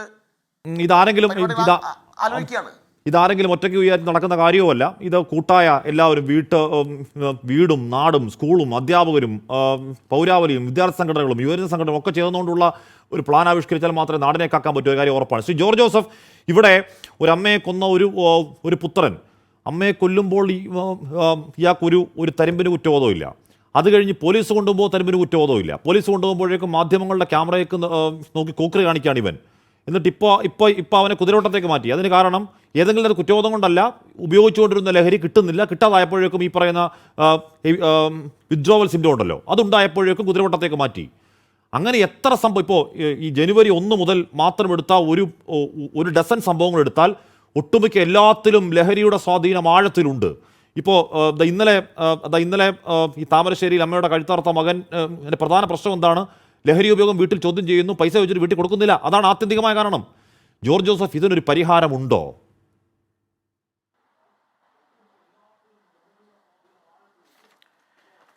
ഏതായാലും എനിക്ക് തോന്നുന്നില്ല ഇതിനൊരു പരിഹാരം ഉണ്ടെന്ന്. കാരണം കേരളത്തിലേക്ക് വരുന്ന ഈ MDMA, അതുപോലെ ആഷിഷ്, അതുപോലെ കഞ്ചാവ്, ഇതിൻ്റെ ക്വാണ്ടിറ്റി ദൈനംദിനം കൂടി വരികയാണ്. ഇപ്പം കഴിഞ്ഞ വർഷം പിടിച്ച 12 കോടിയുടെ ഹാഷിഷ് പിടിച്ചിരുന്നു. അവരെ 24 വർഷത്തേന് ഇപ്പം കഴിഞ്ഞ ദിവസം ശിക്ഷ ഉണ്ടായി. അപ്പം ഞാനിത് പറയാൻ കാരണം, ഇവിടെ ആവശ്യത്തിന് സാധനങ്ങൾ വരുന്നുണ്ട്, കുറേ ആൾക്കാരെ പിടിക്കുന്നുണ്ട്, എക്സൈസും അതുപോലെ തന്നെ പോലീസും ഒക്കെ നല്ല ജോലി ചെയ്യുന്നുണ്ട്. അതൊന്നും ഏക്കുന്നില്ല എന്നുള്ളതാണ്. നമ്മൾ ഗുണ്ടകൾ അല്ല, ഡ്രഗ്സ് അടിച്ചിട്ടാണ് ഗുണ്ടകൾ ചെയ്യുന്നത്, അതല്ലല്ലോ. സമാധാനപരമായി വീട്ടിൽ കഴിയുന്ന മക്കളാണ് ഇപ്പം കൊല്ലുന്നത്. അവർക്കൊരു ക്രിമിനൽ ബാക്ക്ഗ്രൗണ്ട് എങ്ങുമില്ല. ഇപ്പം ഈ വെള്ളറടയിലെ തന്നെ കണ്ടില്ലേ? കാരണം ആ കുട്ടിയെ പൊന്നുപോലെ വളർത്തിയ കുട്ടി ആ പിതാവിൻ്റെ കഴുത്തറക്കുന്ന രംഗമാണ്. എന്നാൽ കഴിഞ്ഞ ഒരു 3 മാസം മുമ്പ് അവൻ സൈലൻ്റായിരുന്നു. അവൻ എറണാകുളത്ത് സിനിമയുടെ എന്തോ പഠിക്കണമെന്ന് പറഞ്ഞ് പോയി. അവന് കുറേ പണം 1.5 ലക്ഷം രൂപയും കൊടുത്തു. എറണാകുളത്ത് പോയ ശേഷം വളരെ വ്യത്യാസം വരുന്നുണ്ട്. അപ്പം എറണാകുളത്ത് പോയ വേറെ 1-2 കേസ് എനിക്കറിയാം. അവർക്കും ഇതുപോലെയുള്ള സിംറ്റം കാണിക്കുന്നുണ്ട്. എറണാകുളത്തെ ഈ സിനിമ ഫീൽഡെന്ന് പറയാൻ പഠിക്കാനായിട്ട് പ്രാന്ത് കയറി അവിടെ ഡയറക്ഷനും ആക്ടിങ്ങിനും ഒക്കെ എറണാകുളത്ത് വളരെയധികം കുട്ടികൾ പോകുന്നുണ്ട്. ആ കുട്ടികൾ അവിടെ എന്തോ ഒരു കുഴപ്പമുണ്ടെന്ന് എനിക്ക് തോന്നുന്നു. ഞാൻ 2-3 പേരെ എന്നെ കാണാൻ വന്നു, പിതാക്കന്മാർ. എറണാകുളത്ത് സിനിമ അഭിനയം മൂത്ത് പോയതാണ്. ആ പയ്യൻ്റെ മാനസികമായി തിരിച്ചു വന്നു കഴിഞ്ഞപ്പം വീട്ടിലെ പ്രവൃത്തിയെല്ലാം വളരെ മോശമാണ്. അപ്പോൾ ആ 3 മാസം കൊണ്ട് വളരെയധികം ചേഞ്ച് വന്നിരിക്കുന്നു. ഇവിടെ എറണാകുളത്ത് പഠിക്കാൻ പോയ ഈ പയ്യനാണ് സാത്താൻ സേവയായിട്ട് നടത്തി അപ്പൻ്റെ കഴുത്തറുത്ത് കൊല്ലുന്നത്. അപ്പോൾ ഇവരാർക്കും ക്രിമിനൽ ബാക്ക്ഗ്രൗണ്ട് ഇല്ല, നല്ല കുട്ടികളാണ് വീട്ടിലെ. അപ്പോൾ അവർക്കൊക്കെ സംഭവിച്ചുകൊണ്ടിരിക്കുന്നത് എവിടെയോ കാര്യമായ തകരാറ് സംഭവിച്ചിരിക്കുന്നു. ഇതിനൊരു പരിഹാരം കേരളത്തിലുണ്ടാകുമെന്ന് എനിക്ക് തോന്നുന്നില്ല.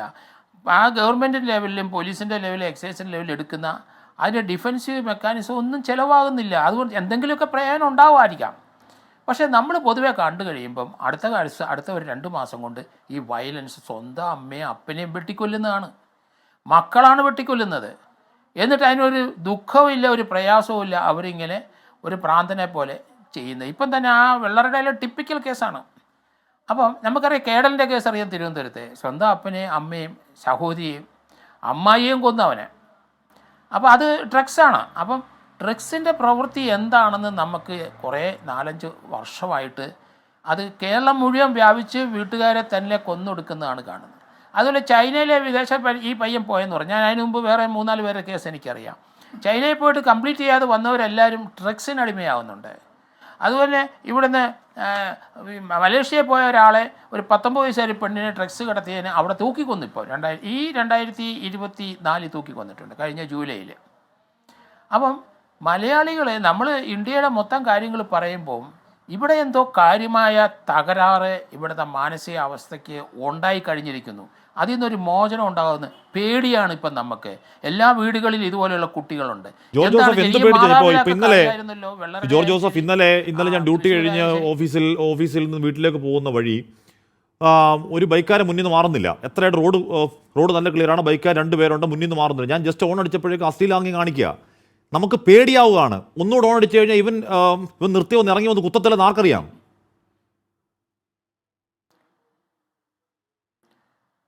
തീർച്ചയായിട്ടും അത് തന്നെ നടക്കുന്ന. എല്ലാവരും ഭൂരിപക്ഷം ഇപ്പോഴത്തെ ചെറുപ്പക്കാർ ഡ്രഗ്സ് അഡിക്ഷൻ ആയിട്ട് വന്നു കഴിഞ്ഞ് ഗവൺമെൻറ്റിനോ പോലീസിനോ ആർക്കും ഒന്നും ചെയ്യാൻ പറ്റിയില്ല, ഒന്നും എഫക്റ്റീവ് ആയില്ല. നമ്മൾ അസംബ്ലി ഇവിടെ കിടന്ന് പ്രസംഗിച്ചിട്ടൊന്നും കാര്യമില്ല. നമ്മൾ പ്രതിവിധി. ഞാൻ പറയണത് ഈ നല്ല ശ്രദ്ധിക്കുന്ന മാതാപിതാക്കൾ ഒരു കാര്യം ചെയ്യണം. നിങ്ങളുടെ മക്കൾക്ക്, പെൺകുട്ടിയായാലും ആൺകുട്ടി, എന്തെങ്കിലും ഒരു പൊതുവായ രീതിയിൽ ചില മാറ്റങ്ങൾ ദൃശ്യമായി കഴിഞ്ഞാൽ അത് ഡ്രഗ്സ് തന്നെയാണെങ്കിൽ ആണെന്ന് നമുക്ക് ഉറപ്പിച്ച് പറയേണ്ടി വരും. കാരണം ഇതുവരെ ഇല്ലാത്തൊരു മാറ്റം കാണുകയാണ്.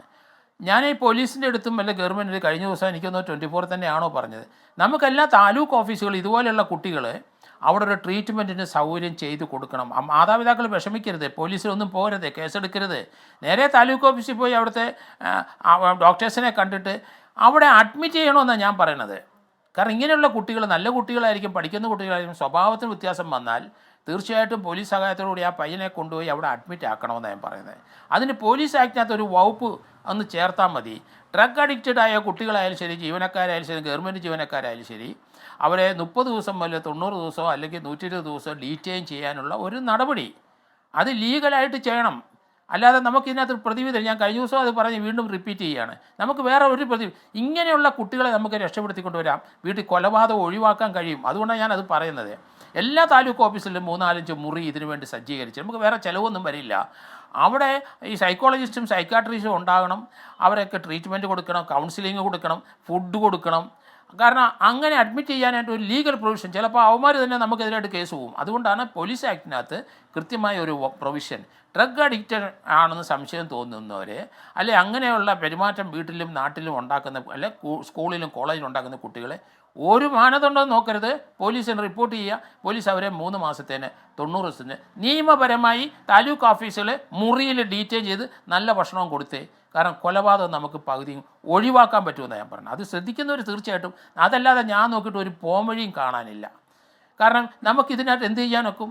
ഇപ്പോൾ ഓരോരുത്തരും നമ്മുടെ ചാനലിൽ നിന്ന് സംസാരിച്ച് അതൊക്കെ നമുക്കൊന്നും ചെയ്യാൻ പറ്റില്ല. ഡിഫെൻസീവായിട്ട് കുറേ കാര്യങ്ങൾ സ്കൂളിൽ അവർക്ക് ബോധവത ക്ലാസ് കൊടുക്കാം. അങ്ങനെയൊക്കെ ചെയ്യാൻ പല കുട്ടികളും ഈ സ്കൂളിലായിട്ട് വരുന്നത്. ഈ സിംഗപ്പൂരും മറ്റിടത്തൊക്കെ എന്താ അറിയാവോ, സ്കൂളിലെ ആ പെൺകുട്ടികളെ ആൺകുട്ടികളെ ബാത്റൂമിൻ്റെ അവിടെ ടീച്ചേഴ്സിന് ഡ്യൂട്ടി ഇടുകയാണ്. അവർ ബാത്റൂമിൽ പോകുന്ന ഇൻ്റർവെൽ സമയത്ത് അവിടെ 2 ടീച്ചേഴ്സിനെ വെച്ച് ഡ്യൂട്ടി ഇടുകയാണ്. അവർ 10 മിനിറ്റ് അവരെല്ലാവരും കയറിയ ശേഷം. കാരണം അവിടെ വെച്ചാണ് എക്സൈസ് ചെയ്യുന്നത്, അവിടെ വെച്ചാണ് മറ്റ് പ്രവൃത്തികൾ നടക്കുന്നത്. അതുകൊണ്ട് കേരളത്തിലും അതിന് സമയമായി കഴിഞ്ഞിരിക്കുന്നു. ടീച്ചേഴ്സിന് നമ്മൾ ഔട്ട് ഓഫ് ദ ബോക്സ് ആലോചന തുടങ്ങേണ്ട സമയമാകുന്നു. പക്ഷേ കറക്റ്റായിട്ട് എന്ത് ചെയ്യണം എന്ന് ചോദിച്ചാൽ നമുക്കൊക്കെ കൃത്യമായ ഉത്തരവില്ല. ഇത്രമാത്രം ലഹരി വ്യാപകമാകുമ്പോൾ, ആ ലഹരി കൊലപാതകങ്ങൾ കാരണമാകുമ്പോൾ പിൻ പോയിന്റ് ചെയ്ത് സ്പെസിഫിക് ആയി നമുക്ക് എന്ത് ചെയ്യാൻ കഴിയുമെന്ന് ചോദിച്ചു കഴിഞ്ഞാൽ നമുക്ക് സത്യം പറഞ്ഞാൽ യഥാർത്ഥത്തിൽ നമുക്ക് ഉത്തരവില്ല എന്നുള്ളതാണ്. ഇന്ന് നമ്മൾ കേട്ട മറ്റൊരു ക്രൈം വാർത്ത ആലപ്പുഴയിലാണ്. ആ ആലപ്പുഴയിൽ അമ്മയുടെ ആൺ സുഹൃത്തിനെ മകൻ ഷോക്കടിപ്പിച്ച് കൊന്നു എന്നുള്ളതാണ്. എന്ന് പറഞ്ഞാൽ ഈ പറഞ്ഞ പന്നിക്കണിയൊക്കെ പോലെ വൈദ്യുതി കെണി സ്ഥാപിച്ച് കൊന്നു എന്നുള്ളതാണ്. അവിടുത്തെ പുന്നപ്ര നോർത്ത് ഗ്രാമപഞ്ചായത്ത് vice president Shrimati AP Saritha കൂടി ചേർന്നു. ശ്രീമതി AP സരിത, ഈ അവിടെ ദിനേശൻ എന്നൊരാളാണ് കൊല്ലപ്പെടുന്നത്. ഈ ദിനേശനും ഈ മകനും തമ്മിൽ നേരത്തെയും ചില പ്രശ്നങ്ങളൊക്കെ ഉണ്ടായിരുന്നു കേൾക്കുന്നുണ്ട്. അത് കൊലപാതകത്തിൽ അത് ഇത്രയും വളരെ ആസൂത്രിതമായി, എനിക്കൊന്ന് ഇലക്ട്രീഷ്യനാണ് ഈ മകൻ, വളരെ ആസൂത്രിതമായ കൊലപാതകത്തിലേക്ക് പോകാനിടയായ പശ്ചാത്തലം ഒന്ന് വിശദീകരിക്കാമോ ശ്രീമതി സരിത?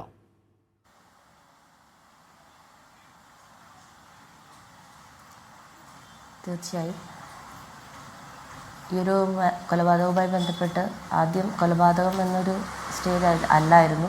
ആ പാടശേഖരത്തിൽ ഇദ്ദേഹത്തെ കാണുകയും അത് പിന്നീട് പോസ്റ്റ്മോർട്ടം റിപ്പോർട്ടിൽ അല്ലെങ്കിൽ ഡോക്ടറുടെ ആദ്യത്തെ നിഗമനത്തിൽ നിന്ന് അത് ഷോക്ക് ഏറ്റാണ് അദ്ദേഹം മരിക്കുന്നത് എന്നറിഞ്ഞതിൻ്റെ അടിസ്ഥാനത്തിൽ പിന്നീടാണ് അത്തരത്തിൽ കൊലപാതകം എന്ന രൂപത്തിലോട്ട് വരുന്നത്.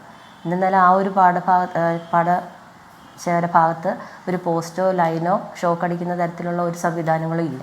അപ്പോൾ തീർച്ചയായിട്ടും അത് ആരോ ഷോക്ക് അടുപ്പിച്ച് അവിടെ കൊണ്ടിട്ടതാണ് എന്നുള്ളൊരു നിഗമനത്തിലെത്തുകയും പിന്നീട് നമ്മുടെ പുന്നപ്ര സ്റ്റേഷനിലെ CI സ്റ്റെപ്റ്റോ ജോണിൻ്റെ നേതൃത്വത്തിൽ വലിയൊരു അന്വേഷണം തന്നെയാണ് നമുക്ക് കാണാൻ സാധിച്ചത്. അവരുടെ വളരെ ചുരുങ്ങിയ സമയം കൊണ്ട് തന്നെ ആ പ്രതിയെ പിടിക്കുവാനും ആ ഒരു ഇടപെടലിലൂടെ സാധിച്ചിട്ടുണ്ട്. അപ്പോൾ അത്തരത്തിൽ ഈ ഒരു ഇലക്ട്രീഷ്യൻ എന്ന് പറയുമ്പോൾ അദ്ദേഹത്തിൻ്റെ മുറി ഇപ്പോൾ ഞാനടക്കം പോയി കണ്ടതാണ്. എല്ലാം കേബിളുകൾ അല്ലെങ്കിൽ വയറുകൾ ചെറിയതായിട്ട് കട്ട് ചെയ്ത് പല പല ഭാഗത്തും വെച്ചിട്ട് നമുക്ക് ആ മുറിക്കകത്ത് കയറാൻ പറ്റാത്ത തരത്തിലൊക്കെയാണ് ചെയ്തിട്ടുള്ളത്. അപ്പോൾ അത് എന്താണ് മുൻപ് തന്നെ ഇദ്ദേഹം ഈ ഒരു ഇലക്ട്രിക് വർക്ക് നടത്തുന്നുണ്ട്. അത്തരത്തിൽ വളരെ ബ്രില്യൻ്റ് ആണ്. അതുകൊണ്ട് തന്നെ ആയിരിക്കണമല്ലോ ഈ ഒരു രീതിയിൽ ഒരു കൊലപാതകം അദ്ദേഹം തിരഞ്ഞെടുത്തിട്ടുള്ളത്. ഈ ദിനേശിനോട് ഇയാൾക്ക് അത്രയും പകയുണ്ടാവാനുള്ള കാരണം എന്താണ്? കൊലപാതകം തന്നെയാണ് ഈ ഒരു പക ഉണ്ടാകാൻ. ഈ കൊലപാതകം നടന്ന് അതിനുശേഷം നമ്മൾ അന്വേഷിച്ചത്, അതായത് ഈ പോലീസ് ഉദ്യോഗസ്ഥരോട് അന്വേഷിച്ചതിൻ്റെ അടിസ്ഥാനത്തിൽ പറയുകയാണ്, അതായത് ഈ പ്രതി, അതായത് കിരണിൻ്റെ അമ്മയുമായിട്ട് ഈ മരിച്ച ദിനേശിന് കണക്ഷൻ ഉണ്ടായിരുന്നു എന്നത് തന്നെയാണ് പറയുന്നത്. ആ ഒരു അടിസ്ഥാനത്തിൽ അദ്ദേഹം പല പ്രാവശ്യം അവിടെ ചെല്ലുകയും അത് ഈ മകൻ കാണുകയും ഇടയായിട്ടുണ്ട്. അങ്ങനെ അദ്ദേഹം ഈ മകൻ ഈ ദിനേശിനെ അടിച്ചിട്ടുണ്ട് എന്നൊക്കെയാണ് പറയുന്നത്. അപ്പോൾ അതുകൊണ്ട് തന്നെ അതിൻ്റെ ഒരു പക ഇദ്ദേഹത്തിന് അങ്ങോട്ടും ഉണ്ട്, ഈ കിരണിന് ദിനേശിൻ്റെയിലും ഉണ്ട്. അപ്പോൾ അത് തന്നെയാണ് ഈ ഒരു 8-ാം തീയതി സംഭവിച്ചിട്ടുള്ളത്. തീർച്ചയായും അദ്ദേഹം അവിടെ എത്തുകയും അതിൻ്റെ അടിസ്ഥാനത്തിൽ മുൻകൂട്ടി തന്നെ ഇയാൾ ഇവിടെ എത്തും, അപ്പോൾ ഈ രീതിയിൽ ചെയ്താൽ ഇദ്ദേഹത്തെ അപായപ്പെടുത്താമെന്ന് മനസ്സിൽ കരുതിക്കൂട്ടി തന്നെ ആയിരിക്കണം അങ്ങനെ ചെയ്തിട്ടുള്ളത്. ഓക്കെ, എന്ന് പറഞ്ഞാൽ വളരെ വളരെ ആലോചിച്ച് ഇതുവരെ ആലോചിക്കാത്ത വഴികൾ കൂടെ ചതുപ്പിൽ ഒരു വൈദ്യുതി ഇരുമ്പിൻ്റെ ഒരു പോള് താഴ്ത്തി അതിലേക്ക് വൈദ്യുതി കൊടുത്ത് ഇയാൾ വരുന്ന വഴിയിൽ കാത്തിരുന്ന് എന്ന് പറഞ്ഞാൽ കുറ്റകൃത്യത്തിൻ്റെ പുതിയ മേച്ചിൽപ്പുറങ്ങൾ തേടുന്ന കുറ്റകൃത്യങ്ങളുടെ ഒരു പരമ്പര നമ്മൾ ഈ ദിവസങ്ങൾ കാണുകയുമാണ്. ശ്രീ ഷൈൻ വെള്ളറട, ഇവിടെ ഈ പിതാവിൻ്റെ, ഈ മരിച്ച ജോസിൻ്റെ ശരീരത്തിൽ ഒരുപാട് പാടുകൾ ഉണ്ടായിരുന്നു പറയുന്നുണ്ട്. അപ്പോൾ നേരത്തെയും ഈ മകൻ പിതാവിനെ മർദ്ദിക്കുന്നത് ശീലമാക്കിയ ആളാണ്. അങ്ങനെ പിതാവിനെ മർദ്ദിക്കുമ്പോൾ, അമ്മയെ മർദ്ദിക്കുമ്പോൾ, വീട്ടുകാർ സംസാരിക്കുമ്പോൾ വീട്ടുകാരുടെ മുഖത്തേക്ക് തുപ്പുമ്പോഴൊക്കെ ഇവർക്ക് ആരോടെങ്കിലുമൊക്കെ പറഞ്ഞുകൂടെ ഒരു മകൻ ഈ വിധത്തിൽ ഇങ്ങനെ ഇയാൾ പെരുമാറുന്ന ആരോടെങ്കിലും പറഞ്ഞുകൂടെ? ശ്രീ ഷൈൻ, ഇയാളുടെ മുറിയിൽ 5 വർഷമായി ആർക്കും പ്രവേശനമില്ല എന്നാണ് പറയുന്നത്. അത് തുറന്നപ്പോൾ എന്തൊക്കെയോ വികൃത രൂപങ്ങൾ, എന്തൊക്കെയോ ദുരൂഹമായ രൂപങ്ങൾ എന്നൊക്കെ പറയുന്നുണ്ട്. ഇത് നമ്മൾ സിനിമാ കഥകളിലൊക്കെ കാണില്ലേ? അങ്ങനെ തോന്നുന്നു ശ്രീ ഷൈൻ.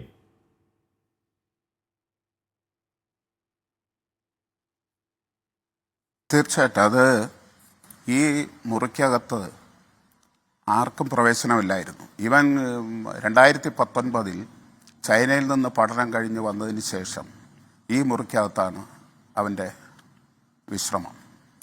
ഈ മുറിയിൽ മറ്റാർക്കും പ്രവേശനമില്ല. അപ്പോൾ അപ്പനും അമ്മയും വിചാരിച്ചത് കോവിഡ് കാലമായതുകൊണ്ട് അവനവിടെ ഇരിക്കുന്നു എന്നുള്ളതാണ് ഇവർ ധരിച്ചിരുന്നത്.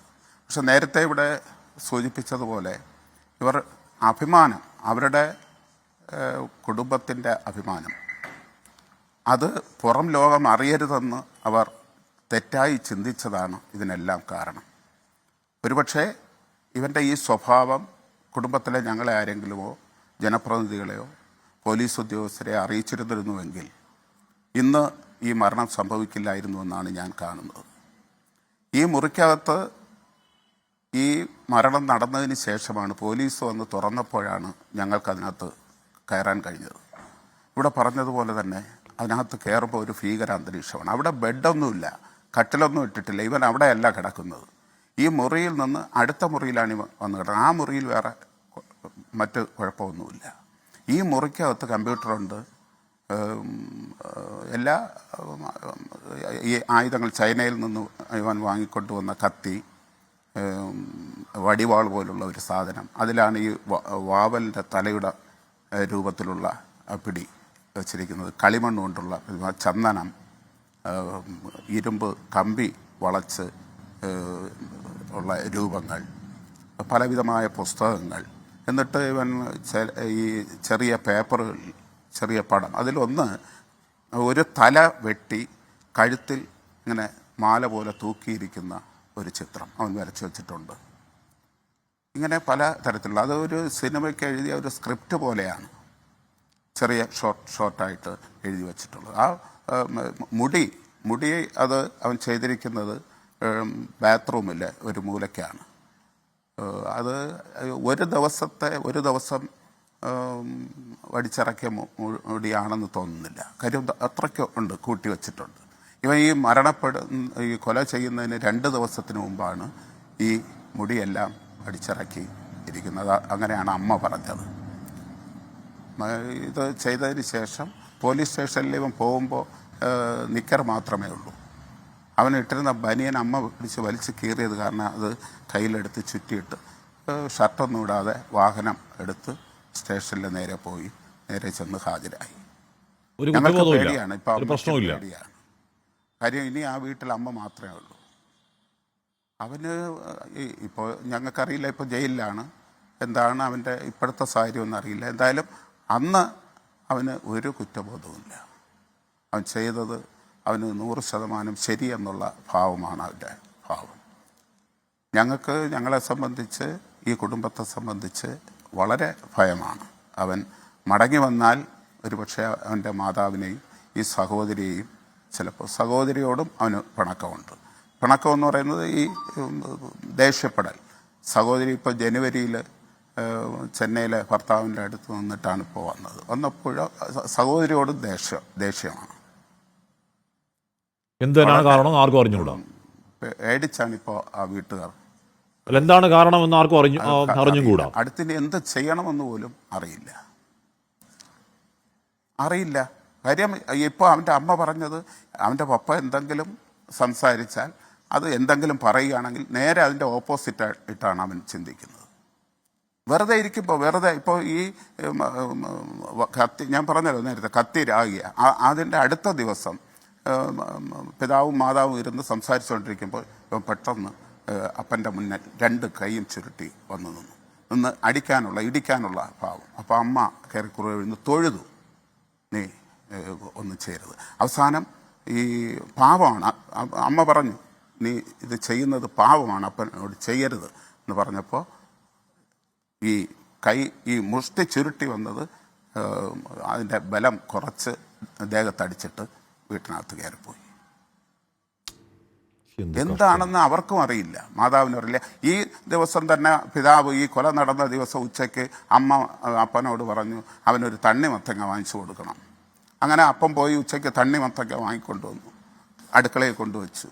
അതിനെ പകുതി അറുത്ത് അപ്പനും അമ്മയുമായിട്ട് കഴിച്ചിട്ട് ഈ ഒരു കത്തിയും അവിടെ വച്ചിരുന്നു. അതാണ് ആ കത്തിയാണ് എടുത്ത് അറുത്തയ്ക്കുന്നത് കഴുത്ത്. എന്നിട്ട് തണ്ണിമത്തങ്ങ അവൻ തിന്നയ്ക്കുന്നു. ആ കത്തിയെടുത്താണ്.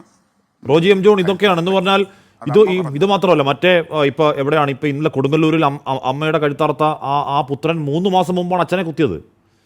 ഇതുപോലുള്ള വേടായിട്ടുള്ള സ്വഭാവങ്ങൾ ഈ പറയുന്ന എൻ്റെയർ സീരീസിൽ നമുക്ക് കാണാനും കഴിയും. റോജി, ഇവിടെ കുട്ടികൾ ലഹരിക്കടിപ്പെടുന്നു എന്ന് മാത്രമല്ല, ലഹരിക്കടിപ്പെട്ട് കുറ്റവാളികളായി മാറുന്നു. കുറ്റവാളികളായി മാറി വീട്ടിലുള്ളവരെയും പുറത്തുള്ള, ഇപ്പോൾ ഇവിടെ ചേന്നമംഗലത്ത് വീട്ടിൽ കയറി 3 പേരെയാണ് വെട്ടിക്കൊന്നത്. 2 പെമ്മക്കളാ ബാക്കിയുള്ളത്. അച്ഛൻ വയ്യാതെ കിടക്കുന്നു, അമ്മ പോയി. ഇനി ആ കുഞ്ഞുങ്ങളുടെ മനസ്സിൽ ട്രോമ എന്തെങ്കിലും മാറുമോ? നമുക്ക് എന്ത് ചെയ്യാൻ കഴിയുമെന്ന് ഗുരുതരമായി ആലോചിക്കുന്ന സമയമായില്ലേ റോജി?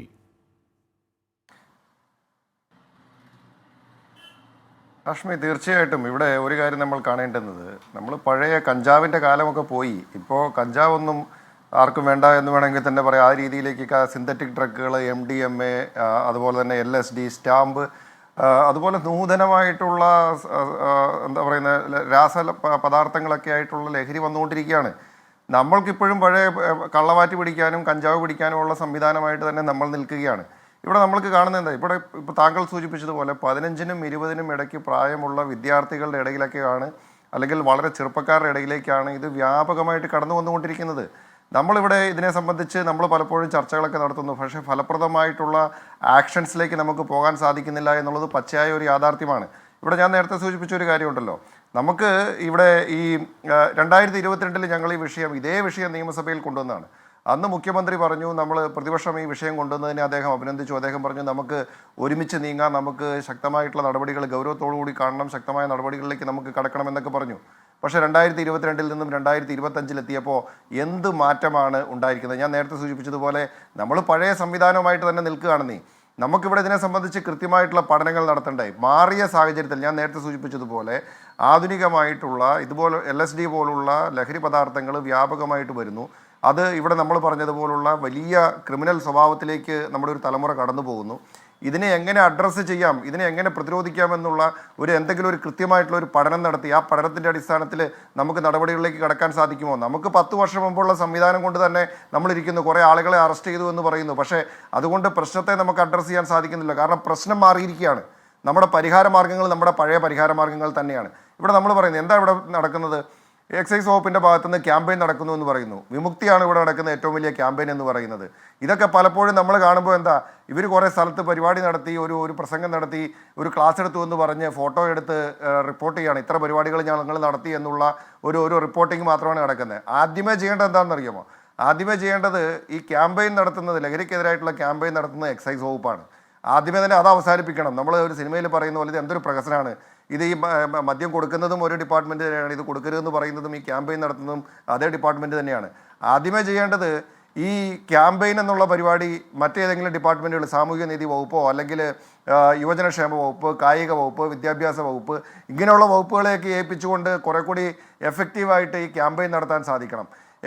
എക്സൈസ് ഡിപ്പാർട്ട്മെൻറ്റിന് കൃത്യമായിട്ട് ഇതിൻ്റെ എൻഫോഴ്സ്മെൻറ്റ് ഉറപ്പുവരുത്താനായിട്ടുള്ള സംവിധാനമുണ്ട് എന്ന് ഉറപ്പുവരുത്തുക. നമ്മളിവിടെ കാണുന്നത്, ഞാൻ പറഞ്ഞല്ലോ, ഇപ്പം നമുക്ക് പോലീസ് സേനയിലായാലും എക്സൈസ് സേനയിലായാലും ഒക്കെ ഇവർക്ക് കൊടുക്കുന്ന പരിശീലനം ഉൾപ്പെടെ നമുക്ക് മാറേണ്ട കാലം കഴിഞ്ഞു. നമുക്ക് ഫിസിക്കലായിട്ടുള്ള മാർഷ്യൽ ആർട്ട് ട്രെയിനിങ് ഒക്കെ നമുക്ക് എക്സൈസ് സേനയിലായാലും പോലീസ് സേനയിലും ഒക്കെ ആവശ്യമായിട്ടുണ്ട്. വെപ്പൺ ട്രെയിനിങ് നമുക്ക് ആധുനിക കാലഘട്ടത്തിൽ ഞാൻ നേരത്തെ സൂചിപ്പിച്ചതുപോലുള്ള ഡ്രഗുകളും ക്രൈമും മാറി വരുന്ന ഒരു സാഹചര്യത്തിൽ അതിനെ പ്രതിരോധിക്കാനുള്ള സംവിധാനങ്ങൾ ഒക്കെയാണ് വരേണ്ടത്. ഇവിടെ നേരത്തെ സംസാരിച്ച വ്യക്തിയും അതുപോലെ ശ്രീ ഷൈനും അതുപോലെ തന്നെ ജോർജ് ജോസഫ് സാറും ഒക്കെ പറഞ്ഞൊരു കാര്യമുണ്ടല്ലോ, എറണാകുളത്ത് പോയിട്ട് വന്നപ്പോൾ മാറ്റമുണ്ടായി എന്ന് പറയുന്നു. കഴിഞ്ഞ 1.5 വർഷത്തെ കണക്കെടുത്ത് പരിശോധിച്ചാൽ കേരളത്തിൽ പിടിക്കപ്പെട്ട ഏതാണ്ട് 42,000-ഓളം NDPS കേസുകളിൽ 8,500 കേസുകൾ രജിസ്റ്റർ ചെയ്യപ്പെട്ടിരിക്കുന്നത് എറണാകുളം ജില്ലയിൽ തന്നെയാണ്. ഏറ്റവും കൂടുതൽ നടക്കുന്നത് എറണാകുളം ജില്ലയിലാണ്. അപ്പോൾ നമുക്കിവിടെ വേണ്ടത്, നമ്മൾ കുറ്റകൃത്യത്തിൻ്റെ സ്വഭാവം മാറുന്നു, ലഹരിയുടെ സ്വഭാവം മാറുന്നു, അതിനനുസരിച്ചിട്ടുള്ള സംവിധാനങ്ങൾ മാറുന്നില്ല, അതിനെ പ്രതിരോധിക്കാനായിട്ടുള്ള സംവിധാനങ്ങൾ മാറുന്നില്ല. നമ്മൾ പഴയ സംവിധാനത്തിൽ തന്നെ നിൽക്കുകയാണ്. എക്സൈസ് വകുപ്പിനെ ആധുനികവൽക്കരിക്കണം, പോലീസ് വകുപ്പിനെ ആധുനികവൽക്കരിക്കണം, സ്ട്രെങ്ത് കൃത്യമായിട്ടുണ്ട് എന്ന് ഉറപ്പുവരുത്തണം. ഇതിനെ എങ്ങനെ സമഗ്രമായിട്ട് പരിഹരിക്കാമെന്നുള്ളതിനെ സംബന്ധിച്ച് കൃത്യമായ പഠനങ്ങൾ നടത്തി അതിന് നിർദ്ദേശങ്ങൾ ഉയർന്നു വരികയും ആ നിർദ്ദേശങ്ങൾ നടപ്പിലാക്കുന്ന കാര്യത്തിൽ സർക്കാർ എന്ത് നിലപാട് സ്വീകരിച്ചാലും പ്രതിപക്ഷം സഹകരിക്കാൻ തയ്യാറാണ്. പക്ഷേ നിർഭാഗ്യവശാൽ ഞാൻ പറഞ്ഞല്ലോ, 2022 ഞങ്ങൾ അടിയന്തര പ്രമേയം അവതരിപ്പിച്ച് അന്ന് ചർച്ച ചെയ്ത വിഷയത്തിൽ നിന്നും 2025 എത്തിയപ്പോൾ അന്നുണ്ടായതിൽ നിന്നും ഇന്നത്തേക്ക് ഒരു മാറ്റവും സംഭവിച്ചിട്ടില്ല എന്നുള്ള ദയനീയമായ കാഴ്ചയാണ് നമ്മൾ കാണുന്നത്. അതുതന്നെയാണ് ഈ പ്രശ്നത്തിന്റെ വ്യാപ്തി വർദ്ധിപ്പിക്കുന്നതും. ഞാൻ ഈ പറഞ്ഞതുപോലെ നമ്മളിതിനെ സമഗ്രമായി കണ്ടുകൊണ്ട് പഠനങ്ങൾ നടത്തി മാറ്റങ്ങൾ കൊണ്ടുവന്നിട്ടില്ല എങ്കിൽ നമ്മൾ വീണ്ടും ചർച്ച ചെയ്യേണ്ടി വരും. വീണ്ടും ചർച്ച ചെയ്യുമ്പോൾ ഇത് ഉണ്ടാകുന്ന കുറ്റകൃത്യങ്ങൾ ഇതിനേക്കാൾ വ്യാപ്തിയുള്ള, അല്ലെങ്കിൽ നമുക്ക് സംസാരിക്കാൻ പോലും നമുക്ക് ഭയപ്പാട് ഉളവാക്കുന്ന രീതിയിലുള്ള കുറ്റകൃത്യങ്ങളിലേക്ക് കേരളം പോകുന്ന കാഴ്ചയുണ്ടാവും. അതിനെതിരായിട്ടുള്ള നടപടികൾ സർക്കാരിൻ്റെ ഭാഗത്തുനിന്നുണ്ടാവണം. സർക്കാർ എന്ത് നടപടി ഇക്കാര്യത്തിൽ സ്വീകരിച്ചാലും ഞങ്ങൾ കൂടെ നിൽക്കാൻ തയ്യാറാണ്. പക്ഷേ നിർഭാഗ്യവശാൽ അത്തരത്തിലുള്ള നടപടികൾ ഉണ്ടാവുന്നില്ല. പഴയ നടപടികൾ, പഴയ രീതികൾ, പഴയ പ്രവർത്തനങ്ങൾ തന്നെയാണ് ഇപ്പോൾ തുറന്നുകൊണ്ടിരിക്കുന്നത്. ഓക്കെ, ഞാൻ VK സനലിലേക്ക് മറുപടിക്ക് എത്താം ഇടവേളയ്ക്ക് ശേഷം. പക്ഷേ അതിനിടയിൽ ഈ വെള്ളറടയിലെ പോലെ 5 വർഷമായി റൂമിൽ അടച്ചിരിക്കുന്ന കുട്ടികളുണ്ടെങ്കിൽ, ഏതെങ്കിലും വീട്ടിൽ ഏതെങ്കിലും കുട്ടികളുണ്ടെങ്കിൽ, ദയവ് ചെയ്തവരുടെ മാതാപിതാക്കൾ എന്താണ് അവർ ചെയ്യുന്നത്, ആ റൂമിനകത്ത് സംഭവിക്കുന്നത് എന്താണ്, അവരുടെ ലോകം എന്താണ് എന്നറിയാൻ ശ്രമിക്കുക. ഏതെങ്കിലും തരത്തിൽ കുറ്റകൃത്യവാസന കാണിക്കുന്ന കുട്ടികളുണ്ടെങ്കിൽ അവരെ പുറത്തു വലിച്ച് നിർത്തിയേ മതിയാവും, ഇല്ലെങ്കിൽ ഉണ്ടാകും അടുത്ത കൊലപാതകങ്ങൾ. ശ്രീ VK സനോജ്, ഇവിടെ ഈ ഇപ്പോൾ ശരിയാണ്, ഇത് ലോകത്തിൻ്റെ തുറസ് അല്ലെങ്കിൽ ലോകത്ത് മൊത്തം ഇത് വല്ലാതെ ഉയരുന്നു, രാജ്യത്ത് മൊത്തം വല്ലാതെ ഉയരുന്നു, കേരളത്തിലും അതിൻ്റെ ഭാഗമായി അത്രയും ആനുപാതികമായില്ലെങ്കിൽ കൂടി ഉണ്ടാകുന്നു എന്നൊരു ലോജിക്കിന്, ഒരു യുക്തിക്ക് സമ്മതിക്കാമെങ്കിൽ ഈ കുറ്റകൃത്യങ്ങളെ നമുക്ക് എങ്ങനെയാണ് ചെറുക്കാൻ കഴിയുക? നോക്കൂ, ഈ +1ഉം +2ഉം ഈ പ്രായത്തിലുള്ള കുട്ടികൾ ഉൾപ്പെടുന്ന കുറ്റകൃത്യങ്ങളുടെ എണ്ണത്തിൻ്റെ പെരുക്കം ഈ കഴിഞ്ഞ കുറച്ച് നാളുകൾ മാത്രം നോക്കൂ. 1-ാം തീയതി ഞാൻ നേരത്തെ പറഞ്ഞ 30 വയസ്സുകാരനെ കുത്തി മലർത്തിയത് 15-16 വയസ്സുള്ള 2 കുട്ടികളാണ്. അവിടെ തൃശ്ശൂർ ചിൽഡ്രൻസ് ഹോമിൽ 17 വയസ്സുകാരൻ 16 വയസ്സുകാരൻ 17 വയസ്സുകാരൻ തലക്കടിച്ചു കൊന്ന വാർത്ത നമ്മൾ കേട്ടത് ഈ അടുത്താണ്. +2കാരന് തിരുവനന്തപുരത്ത് കുത്തേറ്റ വാർത്ത നമ്മൾ കണ്ടു. വേറൊരു SIയെ ഒരു +2കാരൻ, ഒരു +1കാരനോ +2കാരനോ തൂക്കിയെടുത്ത് തറയിലടിച്ച വാർത്ത നമ്മൾ കണ്ടു. ആ SI വേറൊരാളുടെ ചെവിക്കലിനടിച്ചാൽ ഇപ്പോൾ എന്തോ വേറൊരു വാർത്ത വന്നു. സനോജ്, ഇങ്ങനെ കുറ്റകൃത്യ പെരുക്കമില്ലേ? ആ കുറ്റകൃത്യ പെരുക്കം തടയാൻ നമുക്ക് എന്താണ് ചെയ്യാൻ കഴിയുക?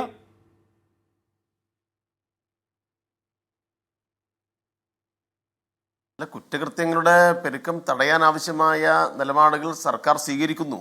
ഇപ്പോൾ കുറ്റകൃത്യങ്ങളുടെ കണക്കുകൾ പരിശോധിക്കുമ്പോൾ ഇപ്പോൾ 24,517 അറസ്റ്റ് കഴിഞ്ഞ ഫെബ്രുവരി 5-ന് പുറത്തുവിട്ട കണക്കാണ് കേരളത്തിൽ നടന്നത്. ഇപ്പോൾ ഏറ്റവും കൂടുതൽ മയക്കുമരുന്നൊക്കെ ഉപയോഗിക്കുന്ന സംസ്ഥാനങ്ങളുടെ പട്ടികയിൽ ഒന്ന് പഞ്ചാബാണ്. പഞ്ചാബിൽ ആ വർഷം നടന്ന അറസ്റ്റ് നോക്കുമ്പോൾ 9,000 അപ്പോൾ കേരളത്തിൻ്റെ 1/3 അറസ്റ്റ് പോലും അവിടെ രേഖപ്പെടുത്തിയിട്ടില്ല. ഇവിടെ ശിക്ഷിക്കപ്പെടുന്ന കേസുകൾ നോക്കിക്കഴിഞ്ഞാൽ 2024-ൽ 4,474 പേരെ ശിക്ഷിച്ചിട്ടുണ്ട്. അത് വെറുതെ വിട്ട പ്രതികളുടെ എണ്ണം നോക്കിയാൽ 161. അപ്പം ഞാൻ എൻ്റെ ഈ ഇങ്ങനെയുള്ള കണക്കുകൾ പറഞ്ഞതിനെ ന്യായീകരിക്കാനല്ല. അപ്പോൾ ഇവിടെ എൻഫോഴ്സ്മെൻറ്റ് ശക്തമല്ല എന്ന് പറയുന്നതിൽ കാര്യമില്ല. ഇന്ത്യയിലെ മറ്റ് സംസ്ഥാനങ്ങളെ അപേക്ഷിച്ച് എൻഫോഴ്സ്മെൻറ്റ് ശക്തമാണ്. ആവശ്യമായ പരിശോധനകൾ നടത്തുന്നുണ്ട്. നേരത്തെ ഇവിടെ കോൺഗ്രസ് നേതാവ് റോജി എം ജോൺ പറഞ്ഞ പോലെ പഴയ കാര്യങ്ങൾ മാത്രം പോരാ. അപ്പോൾ പുതിയ കാര്യങ്ങൾ, എങ്ങനെയാണ് ലോകത്ത് എന്തെങ്കിലും മാതൃകയുണ്ടോ ഇത്തരം കാര്യങ്ങളെ തടയാൻ വേണ്ടിയിട്ട്? നിങ്ങൾക്ക് പ്രതിപക്ഷ നിലയ്ക്ക് നിങ്ങൾക്കും ചൂണ്ടിക്കാണിക്കാം. നിങ്ങൾ ഈ അടിയന്തര പ്രമേയം അവതരിപ്പിച്ചല്ലോ. അപ്പോൾ സ്വാഭാവികമായിട്ടും എല്ലാവരും കൂട്ടായ നിലയിൽ എടുക്കേണ്ട ഒരു കാര്യമാണ്. അതുകൊണ്ട് ഇന്ന് ഭരിക്കുന്ന ഒരു ഗവൺമെൻറ്റിനെ മാത്രം കോർണർ ചെയ്ത് ഇവിടെ സംസ്ഥാന ഗവൺമെൻറ് എന്തോ ചെയ്യാത്തതിൻ്റെ ഭാഗമായിട്ടാണ് ഈ കാര്യങ്ങളൊക്കെ വരുന്നത് എന്നത് രാഷ്ട്രീയ പ്രേരിതമായ ആരോപണമാണ്. അതിനെ നമുക്ക് അംഗീകരിക്കാൻ വേണ്ടി കഴിയില്ല എന്നാണ് ഞാൻ പറഞ്ഞത്. ഇവിടെ ഇപ്പോൾ ഇതിന്റെ ലഭ്യത, സനോജ്, ഇതിലെ യാഥാർത്ഥ്യം നോക്കൂ. നമ്മൾ സർക്കാർ ചെയ്തില്ല. ഇപ്പോൾ മന്ത്രി MP രാജേഷ് പറഞ്ഞ ഓരോ കാര്യങ്ങളും വസ്തുതാപരമായി ശരിയാണ്. പക്ഷേ ഇത്രത്തോളം ചെയ്യുമ്പോഴും, ഇത്രത്തോളം എൻഫോഴ്സ്മെന്റ് ഉണ്ടാകുമ്പോഴും, ഏതെങ്കിലും തരത്തിൽ കുറവ് വരാതാവുമ്പോൾ എന്തോ പ്രശ്നം നമുക്കുണ്ട്, നമ്മുടെ ദിശയിൽ എന്തോ പ്രശ്നമുണ്ട് എന്നർത്ഥം അതിനില്ലേ ശ്രീ സനോജ്? ഇത്രയും എൻഫോഴ്സ്മെന്റ് ഇല്ലെങ്കിൽ ഇതിന്റെ ഗതി എന്താവുമായിരുന്നു എന്ന് കൂടി നമ്മൾ ആലോചിക്കേണ്ടതുണ്ട്. ഇത്രയേറെ കാര്യങ്ങൾ ചെയ്യുന്നത് കൊണ്ടാണ് കേരളത്തിൽ ഈ നിലയിലെങ്കിലും പിടിച്ചേക്കാൻ വേണ്ടി കഴിയുന്നത്. നിങ്ങൾ ആലോചിക്കേണ്ടത്, ഇപ്പം മദ്യപിച്ച ഒരു കുഞ്ഞിനെ ഒരു രക്ഷിതാവിനോ സമൂഹത്തിനോ എളുപ്പം കണ്ടെത്താൻ വേണ്ടി കഴിയും. മദ്യപിച്ച് വീട്ടിൽ പോയി കഴിഞ്ഞാൽ 1 ദിവസമോ 2 ദിവസമോ അയാൾക്കത് മറച്ചു വെക്കാൻ വേണ്ടി കഴിയും. 3-ാമത്തെ ദിവസം എന്തായാലും പിടികൂടപ്പെടും. ഇന്നിപ്പോൾ ഇതിൻ്റെ ഉപഭോക്താവായി കഴിഞ്ഞാൽ എത്രയോ കാലത്തിന് ശേഷമാണ് ഇയാൾ ഇങ്ങനെ ഒന്നിൻ്റെ അഡിക്ഷൻ ഉണ്ട് എന്ന കാര്യം വീട്ടുകാർക്ക് മനസ്സിലാവുന്നത്. ഇപ്പോൾ തുടക്കത്തിൽ ഒരു ജാഗ്രതാ സഭയുടെ ഭാഗമായിട്ട് ഏതെങ്കിലും ഒരു പൊതുപ്രവർത്തകൻ പോയി ഒരു വീട്ടിൽ പോയിട്ട് നിങ്ങളുടെ മകൻ ഇന്ന കമ്പനിയിൽപ്പെട്ട ആളാണ്, അയാൾ ഇന്ന കാര്യങ്ങളൊക്കെ ഉണ്ട് എന്ന് പറഞ്ഞു കഴിഞ്ഞാൽ അത് ആ രക്ഷിതാവ് വിശ്വസിക്കുമെന്ന് കരുതുന്നുണ്ടോ? അത് വലിയ പ്രശ്നമായിട്ട് മാറുന്നതാണ്. ഞാനിപ്പം DYFIയുടെ ഭാഗമായിട്ട് ഞങ്ങൾ ഇടപെടുന്ന കേസുകളിലൊക്കെ രക്ഷിതാക്കളെ തന്നെ നമുക്ക് ബോധ്യപ്പെടുത്താൻ കഴിയാത്ത രൂപത്തിൽ എൻ്റെ മകൻ അങ്ങനെ ചെയ്യില്ല എന്ന ഉറപ്പാണ് സ്വാഭാവികമായിട്ട് ഓരോ രക്ഷിതാവിനുണ്ടാവുക. അപ്പോൾ എന്തെങ്കിലും ഒരു കുറ്റകൃത്യത്തിൻ്റെ ഭാഗമാകുമ്പോഴോ ഒരു വലിയ പ്രശ്നമുണ്ടാകുമ്പോൾ മാത്രമാണ് എൻ്റെ മകൻ ഇതിൻ്റെ ഭാഗമാണ് എന്ന് ആ കുടുംബം തിരിച്ചറിയുന്നത്, അതുമായി ബന്ധപ്പെട്ട ആളുകൾ തിരിച്ചറിയുന്നത്. അപ്പോൾ ഇതൊരു ഗൗരവമായ പ്രശ്നമാണ് ആശ്മി. അതുകൊണ്ട് ഇത് നമ്മൾക്കിപ്പോൾ ഒരു ചർച്ചയിൽ കൂടിയോ ഏതെങ്കിലും ഒരു അടിയന്തര പ്രമേയത്തിൻ്റെ ഭാഗമായിട്ടോ ഇല്ലെങ്കിൽ ഒരു കക്ഷി രാഷ്ട്രീയത്തിൻ്റെ ഗണത്തിൽപ്പെടുത്തി രാഷ്ട്രീയ ആരോപണമാക്കിയിട്ടോ ഇത് പരിഹരിക്കാൻ വേണ്ടി കഴിയുന്ന ഒരു കാര്യമില്ല. അപ്പോൾ ഇതിന് ഞാൻ പറഞ്ഞല്ലോ, ഇത് വിപുലമായൊരു ജനകീയ കവചം നമ്മൾ സൃഷ്ടിച്ചിട്ടില്ലെങ്കിൽ കേരളത്തിൻ്റെ യുവത്വത്തെ ബാധിക്കുന്ന വളരെ ഗൗരവമായ പ്രശ്നമായിട്ട് ഇത് മാറും. ഇപ്പോൾ നിങ്ങൾ ഹയർ സെക്കൻഡറി സ്കൂളുകൾ നോക്ക്, സാധാരണ സ്കൂളുകൾ, മറ്റ് ക്യാമ്പസുകൾ നോക്ക്, അവിടെയെല്ലാം ഇപ്പോൾ ഇത്തരം സംഘങ്ങൾക്ക് സ്വാധീനമുണ്ടാക്കാൻ കഴിയുന്നു എന്ന് നമ്മൾ കാണേണ്ടതുണ്ട്. അവിടെയെല്ലാം നേരത്തെ വിദ്യാർത്ഥി സംഘടനകളുടെ ശക്തമായ സാന്നിധ്യം ഉണ്ടായിരുന്നു. ആ വിദ്യാർത്ഥി സംഘടനകളെ അവിടെ നിന്ന് പടിയടച്ച് പുറത്താക്കണം എന്ന് ഒരുപാട് മാധ്യമങ്ങളും കുറേ ആളുകളും ഇവിടെ വാശി പിടിച്ച് പ്രചരണം നടത്തി. അതിനെല്ലാം ഭാഗമായിട്ട് ഇപ്പം അവിടെ എന്താ ഉണ്ടായിട്ടുള്ളത്? ഇപ്പം മിക്കവാറും ഹയർ സെക്കൻഡറി സ്കൂളുകൾ കേന്ദ്രീകരിച്ചിട്ട് തല്ലുമാല ഉണ്ടാവുന്നു. അതിൻ്റെ എല്ലാം വീഡിയോ ദൃശ്യങ്ങൾ നമ്മുടെ ഫേസ്ബുക്കിലും മറ്റിലൊക്കെ വൈറലായി കാണുകയാണ്. അപ്പോൾ അവിടെ നിന്ന് വിദ്യാർത്ഥി സംഘടനകൾ വേണ്ടതില്ല എന്ന് നേരത്തെ തീരുമാനിച്ചതിനെല്ലാം ഭാഗമായിട്ട് മറ്റ് തരത്തിലുള്ള ഗ്യാങ്ങുകൾ ഉണ്ടാവുന്നു. ആ ഗ്യാങ്ങുകൾ എങ്ങനെയാണ് അവർ പരിപാടി സംഘടിപ്പിക്കുന്നത്? മിക്കവാറും +2 കോളേജ് വിദ്യാർത്ഥികളുടെയൊക്കെ സെൻഡ് ഓഫ് ചടങ്ങ് എന്ന് പറഞ്ഞാൽ ലഹരിയുടെ ഏറ്റവും പ്രധാനപ്പെട്ട കേന്ദ്രമായിട്ട് മാറുന്നു. അവിടെയെല്ലാം പലതരത്തിലുള്ള പരിശോധനകൾ നടത്തിയിട്ട് ഒരുപാട് കേസുകൾ ചാർജ് ചെയ്ത അനുഭവം ഉണ്ടായിട്ടുണ്ട്. രക്ഷിതാക്കളെ വിളിച്ചു വരുത്തി താക്കീത് അനുഭവം ഉണ്ടായിട്ടുണ്ട്. അപ്പൊ അതിലെല്ലാം കുറെ കൂടി ജാഗ്രതയോട് ഇടപെടുകയില്ലാതെ മറ്റെന്താണ് നമ്മുടെ മുമ്പിലുള്ള വഴി? ശരിയാണ് സനോജ്, ശരിയാണ്. എൻഫോഴ്സ്മെന്റ് ഇനിയും ശക്തമാക്കേണ്ടതുണ്ട്, പുതിയ സംവിധാനങ്ങൾ ഉപയോഗപ്പെടുത്തേണ്ടതുണ്ട്, കേസ് അന്വേഷണവുമായി ബന്ധപ്പെട്ട കാര്യത്തിനകത്ത് ജനകീയമായിട്ടുള്ള ഇടപെടൽ നമുക്ക് ശക്തിപ്പെടുത്തേണ്ടതുണ്ട്, ഇതിന്റെ പിന്നാലെ നമ്മൾ പോവേണ്ടതുണ്ട്, മാധ്യമപ്രവർത്തകരുടെ വലിയ ശ്രദ്ധ ഉണ്ടാവേണ്ടതുണ്ട്. ഇത് തന്നെ വളരെ ഗൗരവത്തിലാണ് നിങ്ങൾ ഈ വിഷയം ചർച്ച ചെയ്തത്. ഈ ചർച്ച കാണുന്ന ആളുകൾ സ്വാഭാവികമായിട്ടും ഇതുമായി ബന്ധപ്പെട്ട ആലോചനകൾ നടത്തും. ഇപ്പൊ തുടർച്ചയായിട്ട് നമുക്ക് എല്ലാവർക്കും ഏറ്റെടുക്കാൻ വേണ്ടി കഴിയുന്ന, എല്ലാവരും നിർബന്ധമായും ഏറ്റെടുക്കേണ്ട ഉറപ്പായി. Thank you. സമയം കഴിയണം, ക്ഷമിക്കണം എന്നോട്. ഇപ്പോൾ അല്പസമയം 93 ബോട്ടിൽ ഹെറോയിനുമായി ഇതര സംസ്ഥാന തൊഴിലാളി പോലീസ് പിടിയിൽ എന്നുള്ള വാർത്ത വരുന്നത് അല്പസമയം മുമ്പാണ് വരുന്നത്. ഈ നേരത്തെ സനോജ് പറഞ്ഞു തുടർച്ചയായി തീക്കാറ്റ് സാജൻ എന്ന് പറഞ്ഞൊരു ഗുണ്ട അറസ്റ്റായപ്പോഴേക്കും ഈ കുട്ടികളാണെന്ന്, ഇപ്പോൾ തീക്കാറ്റ് സാജൻ ആരാധകരായി 19 വയസ്സ് താഴെയുള്ള കുട്ടികളൊക്കെ രംഗത്ത് വരുന്ന പല സ്ക്രീൻഷോട്ടൊക്കെ കാണാനിടയായി. നമ്മളെല്ലാവരും ഒത്തൊരുമിച്ച് പിടിച്ചില്ലെങ്കിൽ ഇത് ഏതെങ്കിലും കക്ഷി രാഷ്ട്രീയ പ്രശ്നമല്ല, ഏതെങ്കിലും സർക്കാരിൻ്റെ പ്രശ്നമാണെന്ന് പറയാൻ കഴിയില്ല. നമ്മളെല്ലാവരും, സർക്കാരും, ഇവിടുത്തെ രാഷ്ട്രീയ പാർട്ടികളും, ഇവിടുത്തെ യുവജന പ്രസ്ഥാനങ്ങളും, നാടും, വീടും, സ്കൂളും, അധ്യാപകരും എല്ലാം കൂടി ഒത്തുചേർന്ന് പിടിച്ചില്ലെങ്കിൽ നമ്മുടെ കാര്യം ഉറപ്പായും കഷ്ടത്തിലാണ്. എന്നോട് പൂർണ്ണമാവുന്നു.